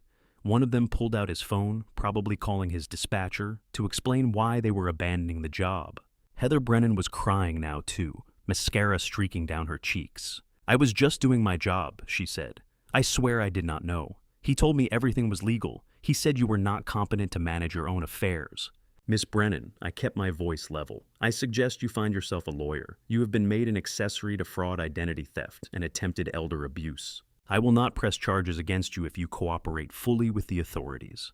She nodded frantically, tears streaming. Her phone buzzed in her pocket. She pulled it out and looked at the screen. The color drained from her face. It is him, she whispered. It is Mr. Gallagher. Answer it. She stared at me. What? Answer it. Put it on speaker. I want to hear what he says. Her hands shaking, Heather pressed the button. Marcus Gallagher's smooth voice came through the tiny speaker. Heather, is it done? Did she sign the papers? I stepped closer to the phone. It is not done, Marcus, and she did not sign anything. Silence. Long stretching silence. When Marcus spoke again, his voice had changed completely. Gone was the polished charm. What remained was flat and cold. Mr. Ashford, this is unexpected. I imagine it is. You should know that I signed my own trust documents last night. Everything you were trying to steal is protected, and I have photographs of every forged document you prepared. I suggest you call your lawyer. The line went dead. The movers climbed into their truck and drove away without a word. Heather Brennan stood on my porch crying, apologizing, offering to testify against Marcus if it would help. Eleanor's piano sat abandoned at the bottom of my front steps, half wrapped in moving blankets. Vivienne had not moved. She stood in the doorway of the house where she was born, the house where her mother taught her piano, the house she had just tried to steal from me. Dad, she said. Her voice was barely a whisper. I am so sorry. I looked at my daughter, at the stranger wearing her face, and I felt something break inside me that I knew would never heal. Sorry is not enough, Vivienne. Sorry does not even begin to cover this. You did not just try to take my house. You tried to erase me. I walked past her into my house to see exactly how much of my life she had already tried to take. Gordon stood in my kitchen, holding a manila folder like it contained a disease. His face had aged 10 years since yesterday. I had known this man for 3 decades, trusted him with every significant document of my life, and I had never seen him look afraid until now. They were not just stealing your money, Harold. Read page 3. I took the folder. My hands did not shake. After 40 years of examining documents that revealed human beings at their worst, I had learned to control the physical response to shock. The body wants to tremble. The mind must refuse. Page 3 was a medical evaluation dated 3 weeks ago. It bore the signature of Dr. Raymond Stokes, a physician I had visited exactly once 18 months ago for a routine physical. The evaluation diagnosed me with early-onset dementia, recommended immediate intervention, and concluded that I was mentally incapable of managing my own financial affairs. Every word was a lie. Every sentence was a weapon designed to erase me. I read the diagnosis aloud. Early cognitive decline with rapid progression, recommend immediate power of attorney transfer to prevent financial exploitation. The irony burned like acid. They were using a fabricated claim of my vulnerability to commit the very exploitation they pretended to prevent. Gordon handed me another page. Dr. Stokes has an $85,000 gambling debt. 3 weeks ago, he received a wire transfer of $15,000 from an account linked to your daughter's company. The payment cleared 2 days before he signed that evaluation. $15,000. That was the price of my identity. That was what it cost to declare a man incompetent, to strip away his autonomy, to reduce 68 years of sharp, careful living to a signature on a forged document. I had investigated cases where lives were destroyed for less. I never imagined I would become one of those cases. The plan was complete, now visible in its terrible architecture. The forged power of attorney would give Vivienne control of my assets. The fabricated medical evaluation would justify her control if anyone questioned it. My house, my investments, my retirement funds, everything I had built over 4 decades would flow into accounts I could not access, managed by people who had decided I was already dead. I heard footsteps in the hallway. Vivienne appeared in the kitchen doorway, her face pale, her eyes moving between Gordon and the folder in my hands. She had been listening. Dad, I can explain. I looked at my daughter. I looked at the woman who had once sat on my lap while I taught her to read financial statements, who had graduated summa cum laude, who had built a company from nothing. I looked at her and saw a stranger. Gordon's voice was steady. The police are on their way. I called them 20 minutes ago. Vivienne's composure shattered. The professional mask she had worn through the confrontation outside cracked and fell away, revealing something raw underneath. She began to cry, and the sound was terrible because it was genuine. Whatever else she had become, whatever crimes she had committed, the grief was real. I did not know, she said. I did not know about the medical report. Marcus said it was just paperwork that you would sign willingly, that it was temporary until the company stabilized. He said you would understand. Marcus. The name hung in the air between us. Marcus Gallagher, the man with the expensive suit and the confident handshake, the man who had sat at my birthday dinner, asking careful questions about my mental clarity. He told me he loved me, Vivienne whispered. He said we would build something together once the company was saved. He said after everything with Derek, I deserved someone who truly saw me. I understood then. The affair had not been separate from the scheme. It had been the scheme. Marcus had not fallen in love with my daughter. He had identified a target, exploited her loneliness, and weaponized her desperation. 2 police officers arrived through the front door Gordon had left open. They were young, professional, and uncomfortable. Arresting a woman in her father's kitchen while he watched was not the call they had expected today. One of them, a tall woman with kind eyes, read Vivienne her rights, while her partner guided my daughter's hands behind her back. Heather later cooperated fully with authorities, providing testimony that helped build the case against Marcus. Vivienne looked at me as they led her toward the door. Dad, please, I am so sorry. I said nothing. There was nothing to say that would not break us both further. I watched through the window as they placed her in the patrol car. The November rain had started again, streaking the glass, blurring her face as the car pulled away. My daughter, my only child, the last living piece of Eleanor, gone. The silence that followed was absolute. Gordon had stepped outside to speak with the remaining officer. I stood alone in my kitchen, in the house Eleanor and I had filled with 40 years of memories, and I felt something hollow open inside my chest. My phone rang. Derek's number. I answered without speaking. Harold? Derek's voice was broken, the words coming between sobs. I just found something. On Marcus's laptop. He left it at the house when he packed. I waited. Harold, Marcus has a wife. Her name is Colleen. They have 2 kids. They live in Seattle. He has been married for 12 years. The phone was cold against my ear. Through the window, the taillights of the patrol car disappeared around the corner, carrying my daughter toward a future shaped by a man who had never existed. A wife, 2 children, Seattle. 12 years of marriage running parallel to whatever Marcus had told my daughter about love and partnership and building something together. The hollow space in my chest grew larger. Derek was still crying. What do I do? What do I tell her? I had no answer.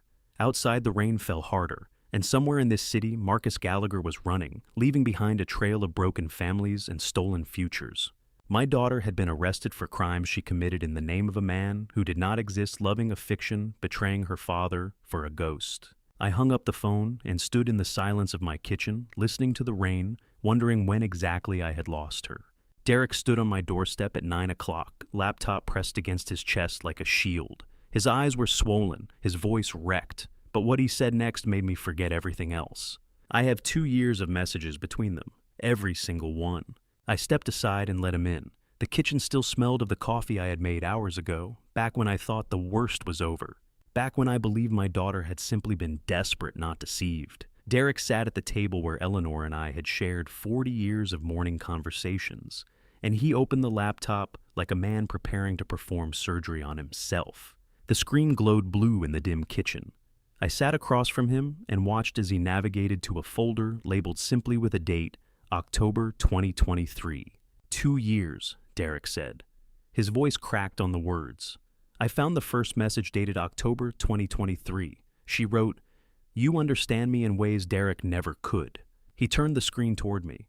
I read the timestamp, the sender, the recipient. My daughter's words typed to a man who had been planning her destruction while she believed she was falling in love. The messages scrolled endlessly, hundreds of them. I read phrases that cut through me like broken glass. I think about you constantly. When can I see you again? Derek doesn't notice anything. And then dated 6 months ago, I love you. This is for us. Dad will never miss what he doesn't know he lost. 2 years, 730 days of my daughter writing love letters to a man who was designing her destruction, and I never saw a single sign. I had been so consumed by my own grief after Eleanor died, so focused on maintaining the rituals that kept her memory alive, that I had missed my living daughter disappearing into the arms of a predator. Derek's fingers trembled as he clicked to another folder. This one contained bank records. $680,000, he said, moved in increments just under the reporting threshold. She learned that from watching you do tax work, Harold. I stared at the numbers. 18 months of transfers, each one carefully sized to avoid automatic reporting requirements. My daughter had absorbed my lessons about financial investigation and used them to commit the very crimes I had spent my career exposing. The bitter irony tasted like metal on my tongue. The money went to accounts in the Cayman Islands, offshore accounts that existed for one purpose: to hide assets from people who had a legal right to know about them. My daughter, the woman I had taught to balance her first checkbook, had been building an escape fund for 2 years. The tickets, I said. Show me the tickets. Derek clicked again. 2 airline reservations appeared on the screen, departing Portland International in 3 days. One-way flights to Grand Cayman. The first ticket was in Vivian's name. The second was registered to M. Gallagher. She was going to disappear, Harold. Derek's voice broke completely, with a man who was lying to her, too. How do you grieve for someone who is still alive? How do you mourn the daughter you thought you knew, while reading proof she never existed? I sat in my kitchen, surrounded by the furniture Eleanor had chosen and the photographs we had hung together, and I felt the ground beneath my understanding shift and crack. Vivian had not simply stolen from me. She had been preparing to vanish, to leave behind her marriage, her family, her entire life, and disappear into a fantasy that Marcus Gallagher had carefully constructed around her. She thought she was running toward love. She was actually running into a trap. The coffee maker gurgled in the silence. Outside, a car passed on the wet street, its tires hissing against the November rain. Derek wiped his eyes and pulled up another document. I have been investigating, he said, since I found the messages. I traced the 3 contracts that fell through. Every single one was introduced by Marcus, and I found emails where he told those clients to back out. I looked at the records he showed me. 3 major contracts, each worth hundreds of thousands of dollars, each one introduced to Vivian's company by Marcus Gallagher. Each one withdrawn within weeks of signing, citing vague concerns about company stability. The pattern was invisible unless you knew to look for it. He manufactured her desperation, I said.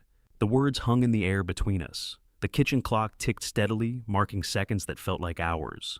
I understood now what had happened to my daughter's company. The sudden loss of contracts, the employee layoffs, the crushing debt, the desperate need for money that led her to my door with forged documents and a fraudulent medical evaluation. None of it was accident or bad luck. He made her.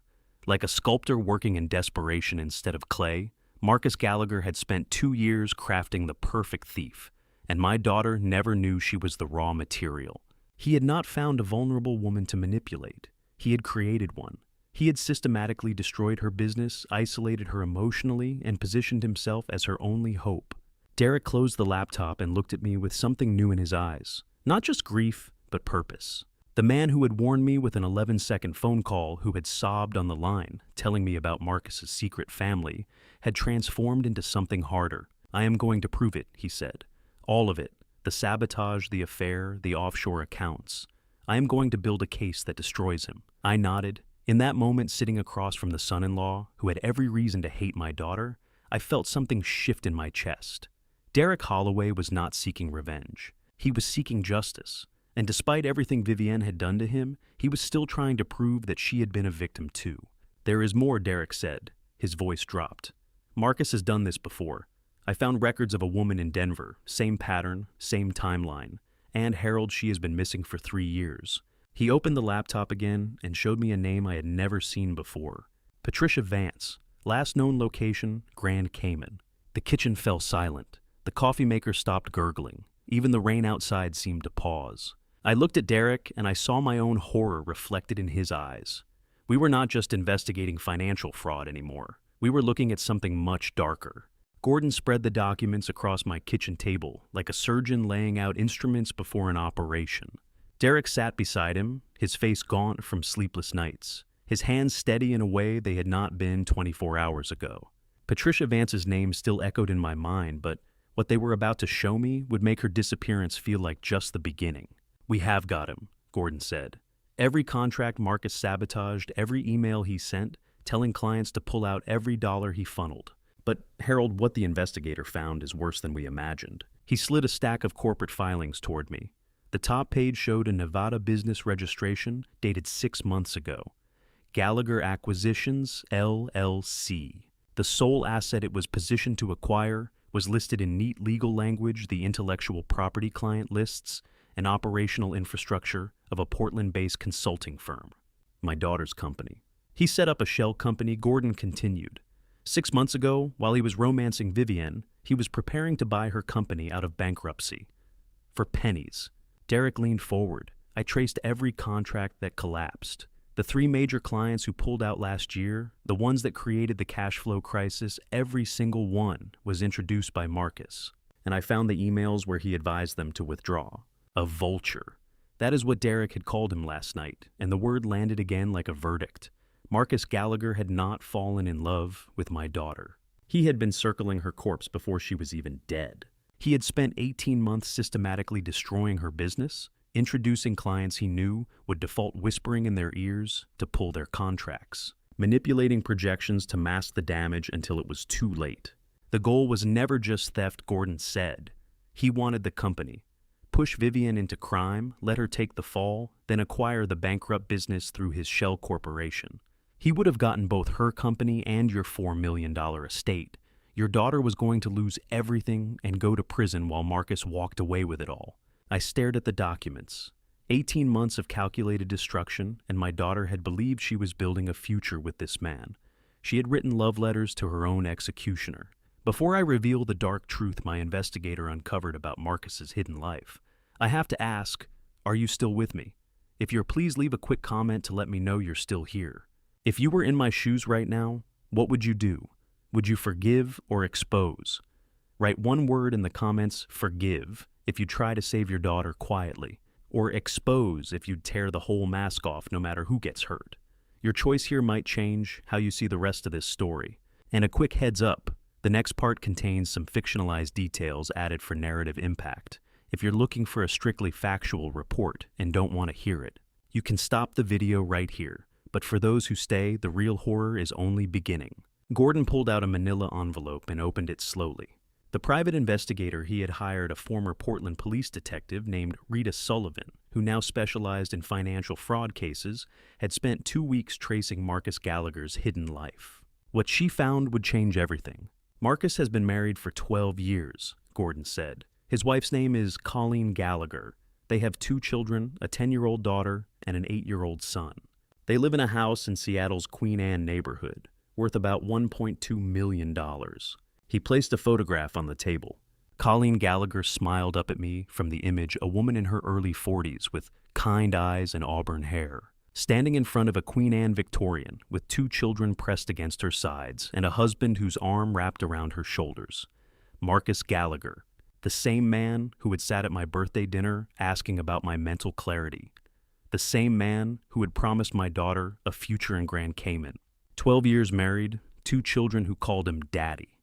And 3 days a week he drove to Portland to romance my daughter with lies about a future that never existed. I looked at the photograph and felt something cold settle in my chest. Derek's voice was barely a whisper. She destroyed her life for a man who was lying about everything. Everything. Does Colleen know? I asked. Not yet, Gordon said, but she will. Because this is not the first time he has done this. He pulled out another file. Patricia Vance had been 34 years old when she disappeared, a Denver real estate developer whose family fortune caught the attention of a predator named Marcus Gallagher. Her last known location was a resort in Grand Cayman that she checked into but never checked out of. Same pattern, Gordon said. Affair, financial manipulation, company sabotage. Patricia's family lost $2.3 million. She vanished 3 years ago. The FBI has an open file on her case. The plane tickets, one way to Grand Cayman. My daughter was not escaping to paradise. She was being led to a grave, the same destination where Patricia Vance had vanished without a trace. The same tropical island where Marcus Gallagher apparently disposed of the women he had finished using. Grand Cayman, paradise. Except Patricia Vance went to paradise 3 years ago and never came back. And my daughter had a one-way ticket to the same destination. We have to tell her, Derek said. His voice cracked. Vivian has to know what she almost walked into. I nodded slowly. My daughter was sitting in a jail cell right now, believing she had been betrayed by a man she loved. She did not know the truth. She did not know that love had never been part of the equation. She did not know she had been marked for death from the moment Marcus Gallagher first smiled at her. I stared at the photograph of Marcus's family. Colleen's trusting smile, the children's innocent faces, and felt something shift in my chest. Not just anger anymore. Purpose. We are going to the FBI, I said, and then I am going to visit my daughter. She needs to know she was not the villain in this story. She was the next victim. Derek nodded, but Gordon held up his hand. His face had gone pale. There is one more thing, he said. Marcus knows we are investigating. Rita followed his movements this morning. He booked a flight to Grand Cayman. It leaves tomorrow at 6 a.m. The kitchen fell silent. The clock on the wall ticked steadily, counting down hours we did not have. Somewhere in this city, Marcus Gallagher was packing his bags, preparing to flee to the same island where Patricia Vance had disappeared. And if we did not stop him, he would vanish into paradise and never answer for any of it. Gordon had already shared the full evidence package with federal authorities the night before, 38 minutes before his flight to Grand Cayman. Gordon called with the news, while Derek and I sat in my kitchen, neither of us having slept, empty coffee cups scattered between us like casualties of a long siege. But the victory felt hollow. Someone still had to tell my daughter that the man she destroyed her life for had been planning to destroy her. I should be the one to tell her, I said. She is my daughter. Derek shook his head. His eyes were red-rimmed, his voice hoarse from the night we had spent piecing together evidence. She will not hear it from you. Not yet. She's still too angry, too ashamed. But me, I am the husband she betrayed. If I can forgive her enough to tell her the truth, maybe she will believe it. He was right, and I hated that he was right. My son-in-law, the man Vivian had deceived for 2 years, was going to deliver the news that would shatter what remained of her world. He gathered the photographs, the evidence, and what remained of his broken heart. And he drove to the Multnomah County Detention Center, while I sat alone in the kitchen where Eleanor and I had raised our daughter. How do you tell your daughter that the love of her life was planning to kill her, that every whispered promise, every stolen kiss, every declaration of love was a lie, designed to lead her to a grave in the Caribbean? I sat with that question for 3 hours while Derek was gone, turning it over in my mind like a stone I could not put down. Derek returned just after noon. I knew before he spoke that something had broken inside him. She screamed Harold. His voice cracked on the words. When I showed her the family photo, Colleen, the kids, the house in Seattle, she screamed like something inside her was dying. He sat down heavily at the kitchen table, the same table where we had spread Marcus's crimes the night before. The photographs were still there. Colleen Gallagher's trusting smile. 2 children who did not know their father was a monster. She said he told her Colleen was his ex-wife, Derek continued. He told her they were separated. She believed every word. For 2 years, she believed every word. I closed my eyes. My daughter had destroyed her marriage, her company, and her relationship with me, for a man who had lied about everything. She had committed crimes, betrayed her family, and nearly fled to a tropical island where women disappeared and never came back. And through it all, she had believed she was choosing love. Derek wiped his eyes. She will testify. Against Marcus, against Dr. Stokes, against everyone who helped him. She wants them to burn. I nodded slowly. Vivian had finally seen the truth. The man she loved had never existed. And now she wanted justice or something close to it. Derek was filing for divorce. My son-in-law, the man who saved my life, who betrayed his own wife to protect me, was walking away from his marriage, and I could not blame him. Some betrayals are forgivable. Some just leave scars too deep to live with. I am filing for divorce, Harold. He said it quietly without anger. I need you to know it is not revenge. It is not punishment. I just cannot go back to who we were. That person does not exist anymore. You saved her life, Derek. I reached across the table. You warned me. You found the evidence. You do not owe her forgiveness on top of all that. He looked at the photographs scattered between us. I will always love who she was. I just cannot love who she became. He left an hour later. I watched his car disappear down the street, and then I was alone in the house that Eleanor and I had filled with 40 years of memories. The silence pressed against me like a physical weight. I found myself walking to the living room, drawn by something I could not name. Eleanor's piano sat in the corner, where it had always been polished and dust-free because I had never stopped caring for it, even though I had never played it since the day she died. The piano had been silent for 5 years. Eleanor's fingers had last touched these keys on a Tuesday morning, 3 days before the cancer took her. I had kept it tuned, but never played. Now I understood why I had been waiting. I needed to hear her voice one more time before the trial. I sat on the bench. The leather was cold through my trousers. My wedding ring caught the fading December light as I lifted my hand to the keys. I pressed middle C. The note hung in the air like a question, like a prayer. Like the ghost of every evening, Eleanor had filled this room with music while I read in my chair, and our daughter did her homework at the dining table. Eleanor's voice came to me then, not from memory, but from somewhere deeper. Enabling is not love, Harold. You taught me that when we raised her. Do not forget it now.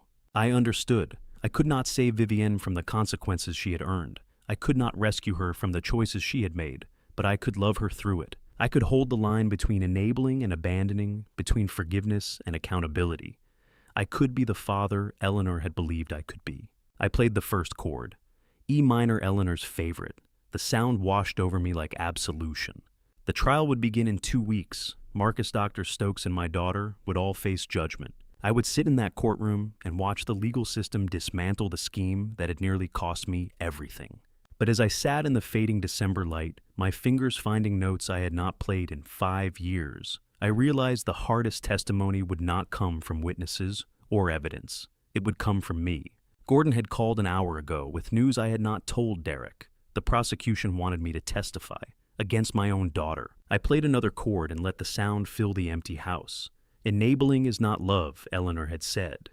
And in 2 weeks, I would prove I had finally learned that lesson, even if it broke what was left of my heart. The Multnomah County Courthouse smelled like old wood and new anxiety. I walked through the metal detectors at 8:47 a.m., 13 minutes before the trial that would decide my daughter's fate and mine. The 2 weeks since Gordon's call had passed in a blur of document reviews and sleepless nights, and now the moment had arrived. Gordon waited by the courtroom doors. Beside him stood a woman I had not seen in 7 years, Iris Holloway, Derek's mother. She was in her late 60s now, with silver hair and the quiet dignity of someone who had looked death in the face and walked away. 7 years ago, she had been given 3 months to live. Today she was here because I had written a check that bought her 7 more years of life. Harold. She took my hands in hers. Thank you for what you did for me. I am here to return the favor. I squeezed her hands and could not find words. The woman whose life I had saved was going to watch me testify against the woman who had married her son. We entered courtroom 4B together. Judge Theodore Marshall presided from the bench, a 60-year-old black man with reading glasses and a reputation for zero tolerance of courtroom theatrics. He had seen every kind of family tragedy this courthouse could produce. Ours, I suspected, would not surprise him.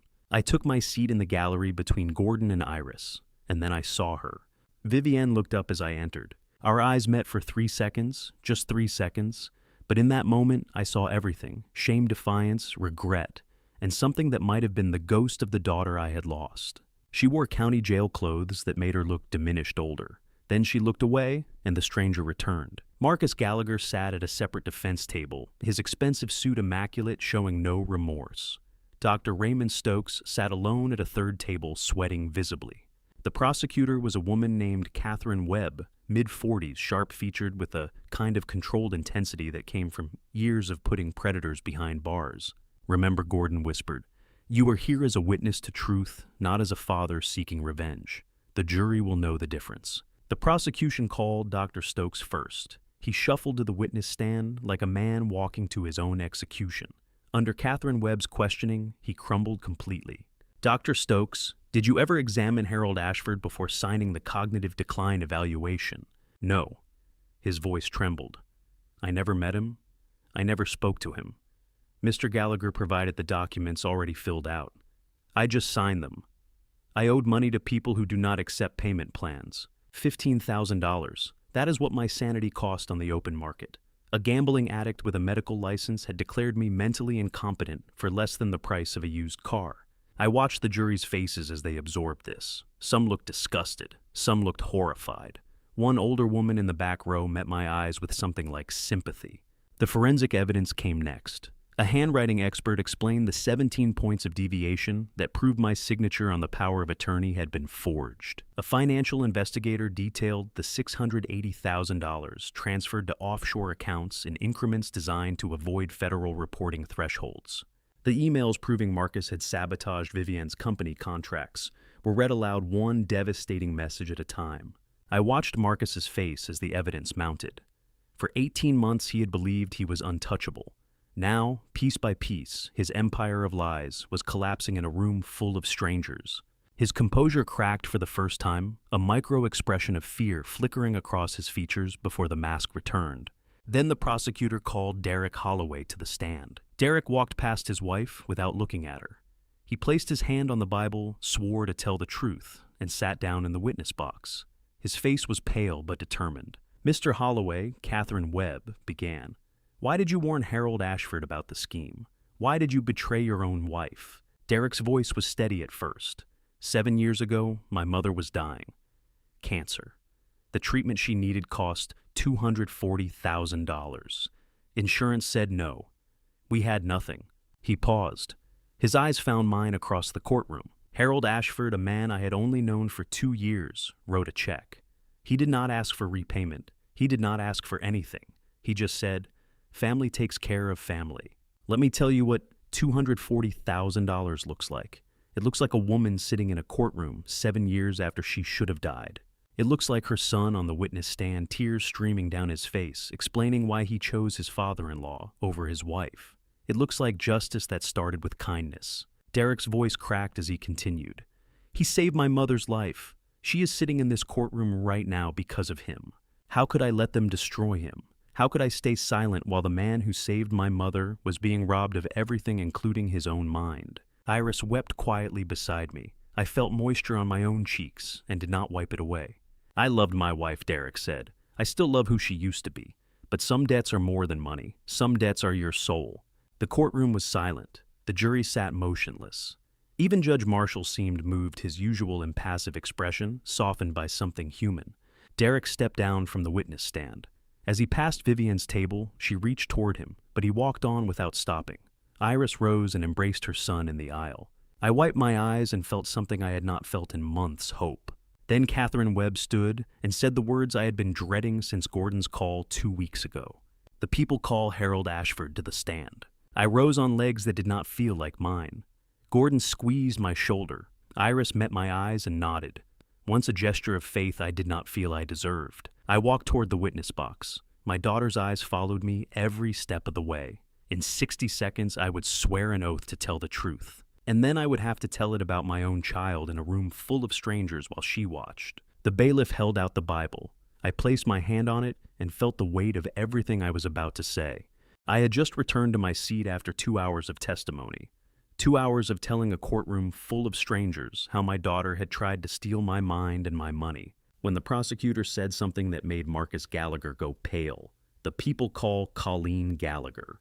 The courtroom doors swung open, and a woman walked in wearing a wedding ring that matched the one on Marcus's hand. Colleen Gallagher moved through the courtroom like a woman who had already survived the worst day of her life, composed, dignified. Her auburn hair pulled back from a face that showed no emotion except controlled fury. She was 42 years old and had spent 12 years married to a man who had been lying to her face while planning to disappear with another woman. The wedding ring on her finger caught the fluorescent light as she approached the witness stand, a simple gold band that represented 12 years of vows he had never intended to keep. Marcus tried to stand. His attorney grabbed his arm and pulled him back down, whispering urgently in his ear. For the first time since I had known his name, the predator looked like prey cornered, panicked, watching his carefully constructed world collapse one witness at a time. His face had gone from confident to ashen in the span of a single heartbeat. Objection! Marcus shouted, his voice cracking on the word. This witness was not disclosed. Judge Marshall's voice was ice. Mrs. Gallagher was added to the witness list. 48 hours ago, Mr. Gallagher. Your attorney was notified. Sit down. The judge's gavel did not need to fall. The command in his voice was enough. Marcus sank back into his chair like a puppet with cut strings. I watched Vivienne's face as Colleen walked past. My daughter had believed she was escaping to paradise with the love of her life. Now she was watching that love's real wife take the witness stand, wearing the ring that should have told Vivienne everything she needed to know 2 years ago. Vivienne's hand went to her mouth, and I saw the moment of realization hit her like a physical blow. Everything she had believed, everything Marcus had told her, every whispered promise of a future together, had been built on a foundation of lies so complete that even the ring on his finger had been part of the deception. Mrs. Gallagher, Catherine Webb, began, her voice professional but not unkind. How long have you been married to the defendant? Colleen's voice was steady, clear. The voice of a woman who had practiced these words in her mirror until they no longer made her cry. 12 years this past June. We have 2 children. Emma is 10, James is 8. They do not know why their father is not coming home. They do not understand why mommy is crying at night, or why we had to cancel our family vacation. They still think daddy is on a business trip. Emma is 10, James is 8. 2 children in Seattle who still believed their father was a good man. 2 children who would grow up knowing he had planned to abandon them for a woman he had manipulated into crime. Marcus Gallagher had not just destroyed my family, he had destroyed his own. And sitting there in that courtroom listening to Colleen describe her children's confusion and pain, I felt something shift inside me. Not forgiveness for Marcus, but a terrible understanding that my daughter had not been his only victim. Did you know your husband was engaged in a romantic relationship with Vivienne Ashford? No. Colleen's composure never wavered, though I saw her knuckles whiten as she gripped the edge of the witness box. I believed he was building a business in Portland. I believed he was working to give our family a better future. I believed he spent 3 days a week in meetings and strategy sessions. I believed everything he told me for 12 years. She paused, and in that pause I heard the weight of a decade of trust betrayed. I believed him when he said he loved me. I believed him when he promised to always be there for our children.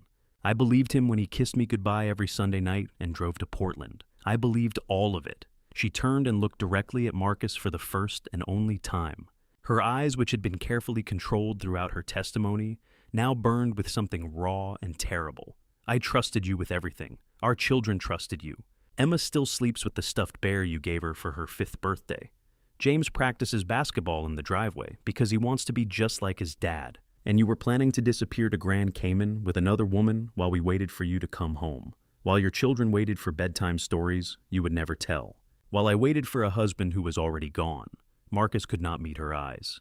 The man who had smiled his way through my birthday dinner, who had charmed my daughter into betraying her family, who had rehearsed every word and gesture of his elaborate con, sat hunched at the defense table like a beaten dog. The mask was gone. The charm had evaporated. Only the predator remained, and the predator had finally been caught. Colleen stepped down from the witness stand. She walked past Marcus without looking at him, past Vivienne without acknowledging her existence, and out of the courtroom. The door closed behind her with the soft click of a life ending. I learned later that within days Colleen filed for divorce and full custody of their children. She would also testify in the murder investigation, providing bank records and travel logs that placed Marcus in Grand Cayman during the window when Patricia Vance disappeared. But in that moment, all I could think about was the sound of that door closing, and the children who would never understand why their father had chosen greed over them. Then the prosecutor called my daughter. Vivian walked to the witness stand on legs that seemed barely able to carry her. Her face was pale, her eyes red from crying, her hands shaking as she placed one on the Bible. She swore to tell the truth, and then she began to confess. She told them everything. The affair that had started as professional admiration and become something she mistook for love. The late-night conversations where Marcus had slowly, carefully isolated her from everyone who might have warned her. The forged documents she had signed, knowing they were fake, telling herself it was temporary that she would pay me back, that it was not really stealing if she intended to return it someday. The $15,000 she had paid Dr. Stokes to declare her own father mentally incompetent money she had withdrawn from accounts Marcus had opened in her name. The offshore accounts she had helped him set up, believing they were for their future together. The one-way tickets to Grand Cayman that she had booked with her own credit card, not knowing that Marcus had already booked a return ticket for himself alone. The plan to steal $4 million and disappear to a tropical island with a man who had been married for 12 years and had done this before, to another woman who was now dead, Ms. Ashford. Catherine Webb asked, her voice softer now, almost gentle, "Do you accept responsibility for your role in this conspiracy?" "Yes." Vivian's voice cracked, but did not break. "I was manipulated, but I made choices. I signed documents I knew were forged. I paid a doctor to lie about my father's mind. I went through his wallet. I accessed his property records from his own computer while he slept upstairs. I was going to steal everything he had. I did those things. Me. Not just Marcus, not just the circumstances. Me." She paused. The courtroom was silent. Even the court reporter had stopped typing, caught in the gravity of the moment. Then Vivian turned and looked directly at me. "What do you say to a daughter who betrayed you?" What words exist for that moment when she looks at you with tears streaming down her face and says, "The thing you have waited months to hear, I had. 40 years of fatherhood, 68 years of vocabulary, and not a single word that fit. Dad," she said, and her voice broke completely on that single syllable. "I am sorry. I am so sorry. I know that does not fix anything. I know sorry does not give you back the daughter you thought you had. I know it does not undo the terror you felt when you saw that moving truck. I know it does not erase the moment you realized your own child was trying to erase you, but I need you to know, I am sorry." She waited for me to respond. The whole courtroom waited. The jury waited. Gordon beside me waited. Judge Marshall waited. Even Marcus, slumped at his table, seemed to be waiting. But I could not move. I could not speak. The words were somewhere inside me, buried under months of betrayal and grief, and the photograph of Eleanor that sat on my piano at home.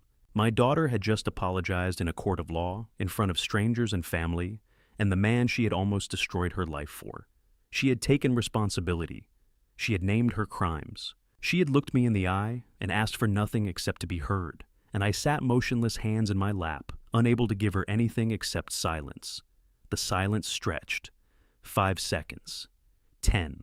An eternity compressed into heartbeats. I saw hope die in Vivian's eyes. I saw her shoulders slump. I saw her understand that some things cannot be fixed with apologies, no matter how sincere. The bailiff finally led Vivian back to her seat. She passed within 3 feet of me, close enough to touch, but I kept my hands where they were and my eyes forward. I felt her pause beside me, waiting for something I could not give her. Then she was gone back to the defense table, and the 3 feet between us might as well have been 3,000 miles. The prosecutor announced a recess before closing arguments. The courtroom began to empty. Vivian was led away by guards, her head down, her hands cuffed in front of her. Marcus was escorted out a separate door, already yelling at his attorney about appeals and technicalities. The jury filed out in silence, their faces carefully neutral. Gordon leaned close to me. His face was grim, and I knew before he spoke that whatever he was about to say would make everything worse. "The jury will deliberate tomorrow," he said quietly. "But Harold, there is something else." The FBI found Patricia Vance. I turned to look at him, not understanding. Found her. Gordon's voice dropped even lower. What was left of her? In Grand Cayman, buried behind a rental property Marcus used to own. Harold Marcus is now facing murder charges. The courtroom was empty now, except for Gordon and me. The fluorescent lights hummed overhead, harsh and clinical. Somewhere in this building, my daughter was being processed back into custody. Somewhere else, the man she had loved was learning that he would answer not just for fraud, but for taking a life. And I sat alone on a hard wooden bench, my daughter's apology still echoing in my ears, unable to find a single word to say back. The jury deliberated for 6 hours. 6 hours to weigh 18 months of lies, 2 years of manipulation, and 1 lifetime of broken trust. When Judge Marshall called us back into the courtroom, I knew from the foreman's face before he ever opened his mouth guilty. All of them. Guilty. The murder charges against Marcus had changed everything. Patricia Vance's remains, discovered behind a rental property Marcus once owned in Grand Cayman, had transformed a case about financial fraud into something darker. The jury had deliberated knowing they were sentencing not just a con man, but likely a killer. Judge Marshall's voice was steady as he read the verdicts. Marcus Gallagher, this court finds you guilty on all counts of fraud, embezzlement, conspiracy, and identity theft. You are hereby sentenced to over a decade in federal prison. Additionally, you will face extradition proceedings for murder charges in connection with the death of Patricia Vance. Over a decade, maybe more with the murder charges pending. The man who had planned to steal my money, my mind, and ultimately my daughter would spend the next chapter of his life in a cell. That is what justice looks like. It does not look like closure. It looks like arithmetic. Dr. Raymond Stokes received 3 years and permanent revocation of his medical license. He was also ordered to pay a $50,000 fine to the state's medical board, a final penalty for the man who had auctioned off my sanity to cover gambling debts. He wept as they led him away, the gambling addict who had sold my mental competence for $15,000, now reduced to a shaking figure in an orange jumpsuit. Then Judge Marshall turned to my daughter. Vivian Ashford, given your full cooperation and testimony against your co-conspirators, this court sentences you to 5 years, probation with a suspended sentence. Contingent on full cooperation and restitution, you will repay every dollar you conspired to steal from your father, totaling $4,050,000. 5 years of probation. 5 years of paying back what she tried to take. My daughter would not go to prison, but she would spend half a decade proving she had learned something from destroying her family. As the bailiffs moved to escort Marcus from the courtroom, he turned. His eyes found Vivian, and his final mask fell away completely.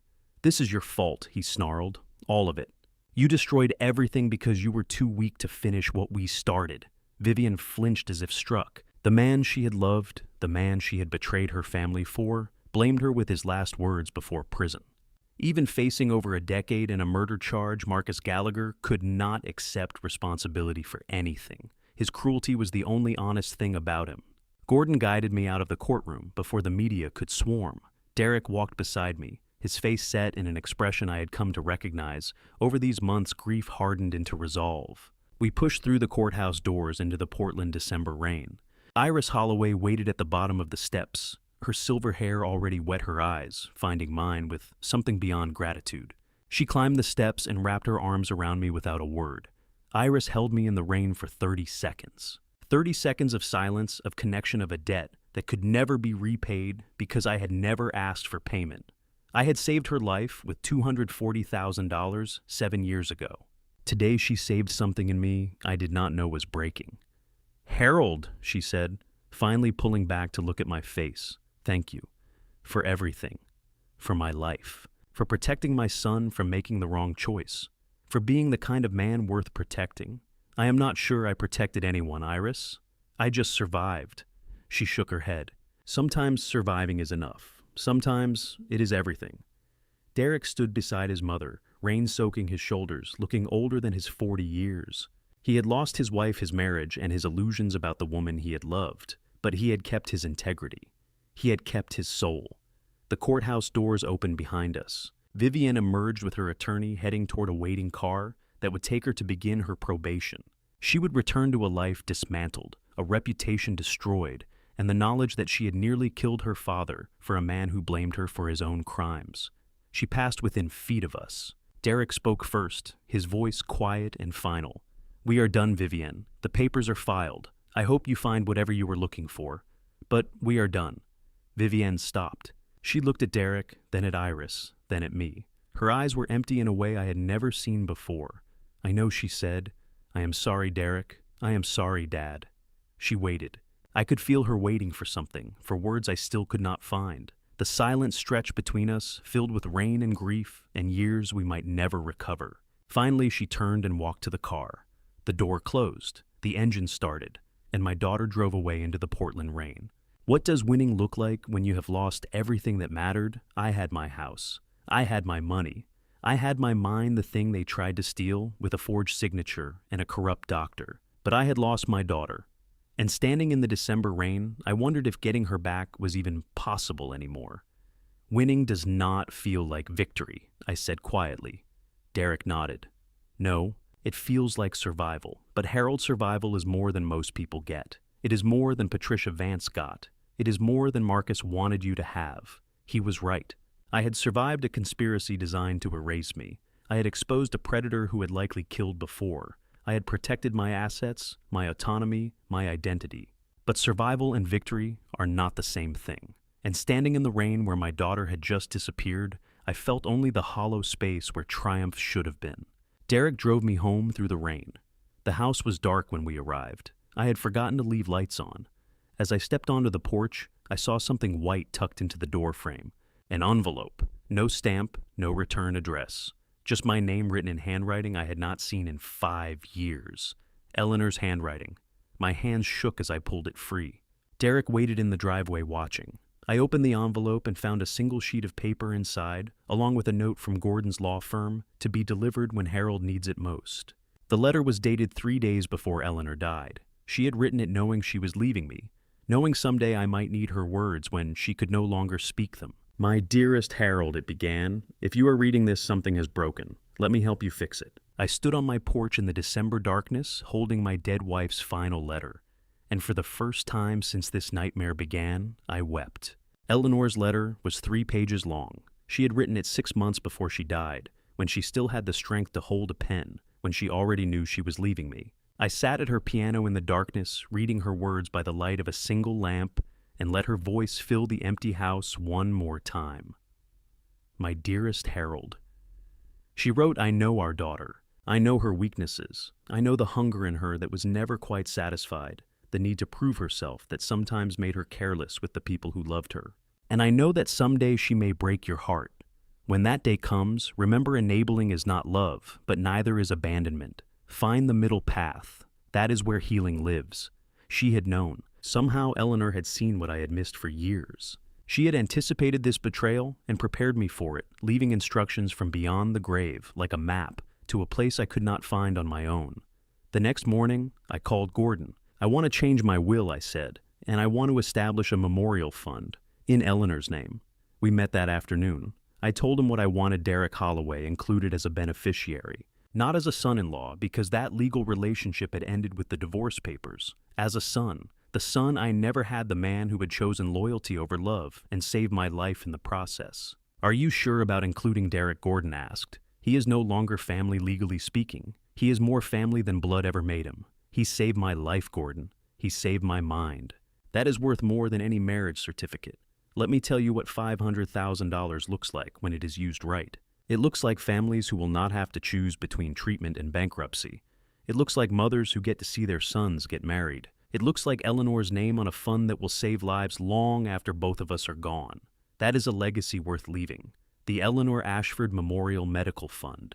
$500,000 to start with provisions for more. Every family that could not afford cancer treatment. Every Iris Holloway waiting for someone to write a check. Eleanor would help them now, through me forever. 3 days later, a letter arrived. Handwritten, postmarked from an apartment on the east side of Portland.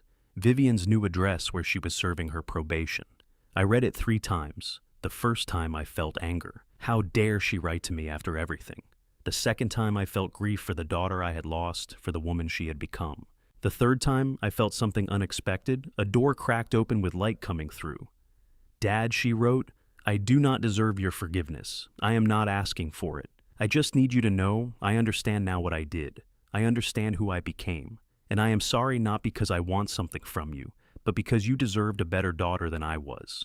She did not ask for money. She did not ask for reconciliation. She did not make excuses or blame Marcus for everything.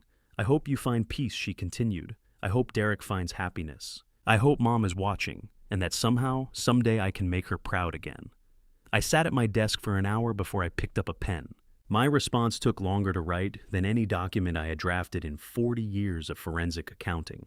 Every word felt like a choice between doors, between futures, between the father I had been and the father I wanted to become. Vivienne, I finally wrote, I love you. I have always loved you. But love does not mean trust, and trust takes time to rebuild. I do not know if I can forgive what you did, but I know I am not ready to lose you forever. When you are ready to be my daughter again, not the woman Marcus made you write to me, I will be here. I sealed the envelope and mailed it before I could change my mind. New Year's Eve arrived cold and clear. I had tuned Eleanor's piano for the first time in 5 years. The house smelled of roasting chicken and her favorite herbs, rosemary and thyme, the scents that had filled this kitchen for 4 decades of holidays. At dusk, I walked into her garden. The rosebush she had planted 43 years ago still stood against the fence, dormant but alive, waiting for spring. I touched its bare branches and thought about what survives. Eleanor's rosebush had weathered 43 Portland winters. It had endured storms, droughts, and the years when I forgot to tend it after she died. But here it was still rooted, still reaching toward whatever light it could find. Maybe that is what family does. Maybe that is what I could do. Derek's car pulled into the driveway. I heard Iris's laugh through the evening air, a sound I had paid $240,000 to preserve, and would pay again without hesitation. They were coming for dinner. They were coming to be family. I lost a daughter this year. But I gained a son. I lost my trust, but I kept my mind, my house, my dignity. Eleanor was right. The middle path is where healing lives. Not forgiveness, not abandonment, just the door left open and the people who show up walking through it. The doorbell rang. Derek and Iris stood on the porch carrying wine and a dish that smelled like her famous apple pie. "Happy New Year," Harold Derek said. "Happy New Year, Dad," Iris added. It was the first time she had ever called me that.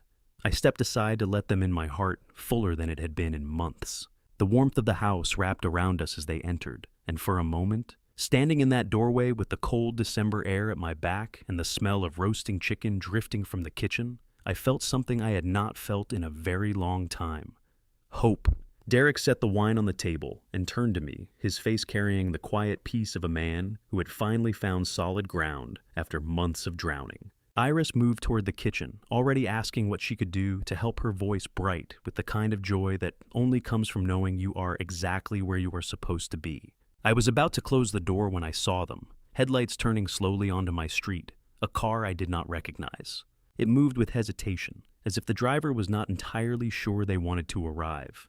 The car stopped at the end of my driveway engine, idling headlights cutting through the December darkness.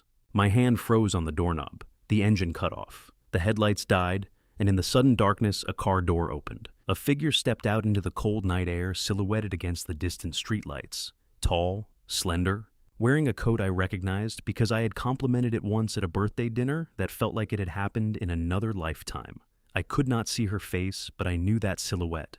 I had known it for 41 years, since the day Eleanor placed a newborn in my arms and made me a father. Vivienne had come home. She stood at the edge of the driveway, not approaching, not retreating, just standing there in the darkness, waiting, the same way she had waited in the courtroom after her apology, hoping for words I could not find. The same way she had stood on my porch directing movers to steal my life before she knew I had already beaten her. But this time was different. This time I had Eleanor's voice in my head. I had the 3-page letter that had guided me through the darkest months of my life. I had the response I had written to my daughter, promising her that the door would stay open, that love did not require trust, but it also did not require abandonment. I had the middle path. I looked back into my house. Derek and Iris were in the living room now, Derek helping her out of her coat, both of them laughing at something I had not heard. The warm light from Eleanor's piano lamp cast everything in gold. The scent of rosemary and thyme filled the air. This was family, real family, chosen family, the family that shows up. Then I looked back at my daughter, standing alone in the cold darkness at the end of my driveway, the daughter who had tried to steal my mind, the daughter who had forged my signature, the daughter who had been manipulated by a predator and had nearly paid for it with her life. The daughter who had written me a letter, asking for nothing, but offering everything, understanding, accountability, hope. Eleanor's words echoed in my mind. Enabling is not love, but neither is abandonment. Find the middle path. That is where healing lives. I made my choice. I stepped out onto the porch, leaving the warm house behind me, and I walked down the steps. The cold December air bit at my face. My breath came out in clouds. Each step felt like a choice, like a commitment, like a promise I was making to the ghost of my wife and the memory of the father I used to be. Vivian saw me coming. She did not move. She just stood there waiting, her hands tucked into the pockets of that coat, her face still hidden in shadow. I stopped 3 feet away from her, close enough to see her now. Close enough to see that she had been crying. Close enough to see that she was terrified. We stood there in the cold darkness, father and daughter, separated by months of betrayal and years of distance, and a chasm of broken trust that might never fully heal. And then I spoke. I said the only words that mattered, the only words that Eleanor would have wanted me to say, the only words that were true. Come inside, Vivienne. It is cold out here. Looking back, I can finally admit something I was too proud to see before this was never just a conflict. It was a warning I ignored until it became a consequence I couldn't escape. This family story taught me that love, when given without boundaries, can quietly invite family betrayal into your life. I trusted too easily, I overlooked too much, and I convinced myself that blood alone meant loyalty. I was wrong.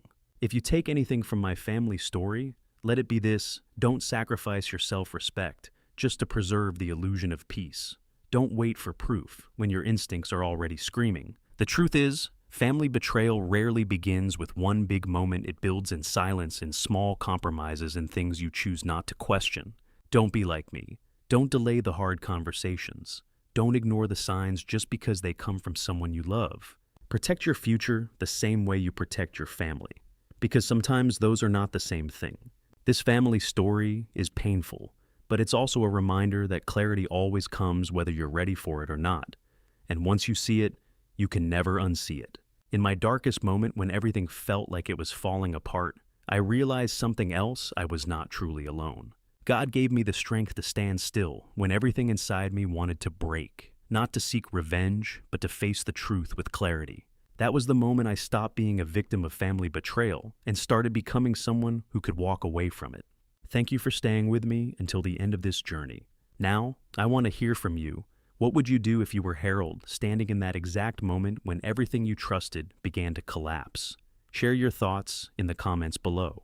If this story resonated with you, consider subscribing so you don't miss what comes next. And just a quick note, while this story draws inspiration from real-life situations and social themes, some elements have been dramatized to enhance the narrative experience. If this type of content isn't for you, feel free to explore other videos that better match your interests.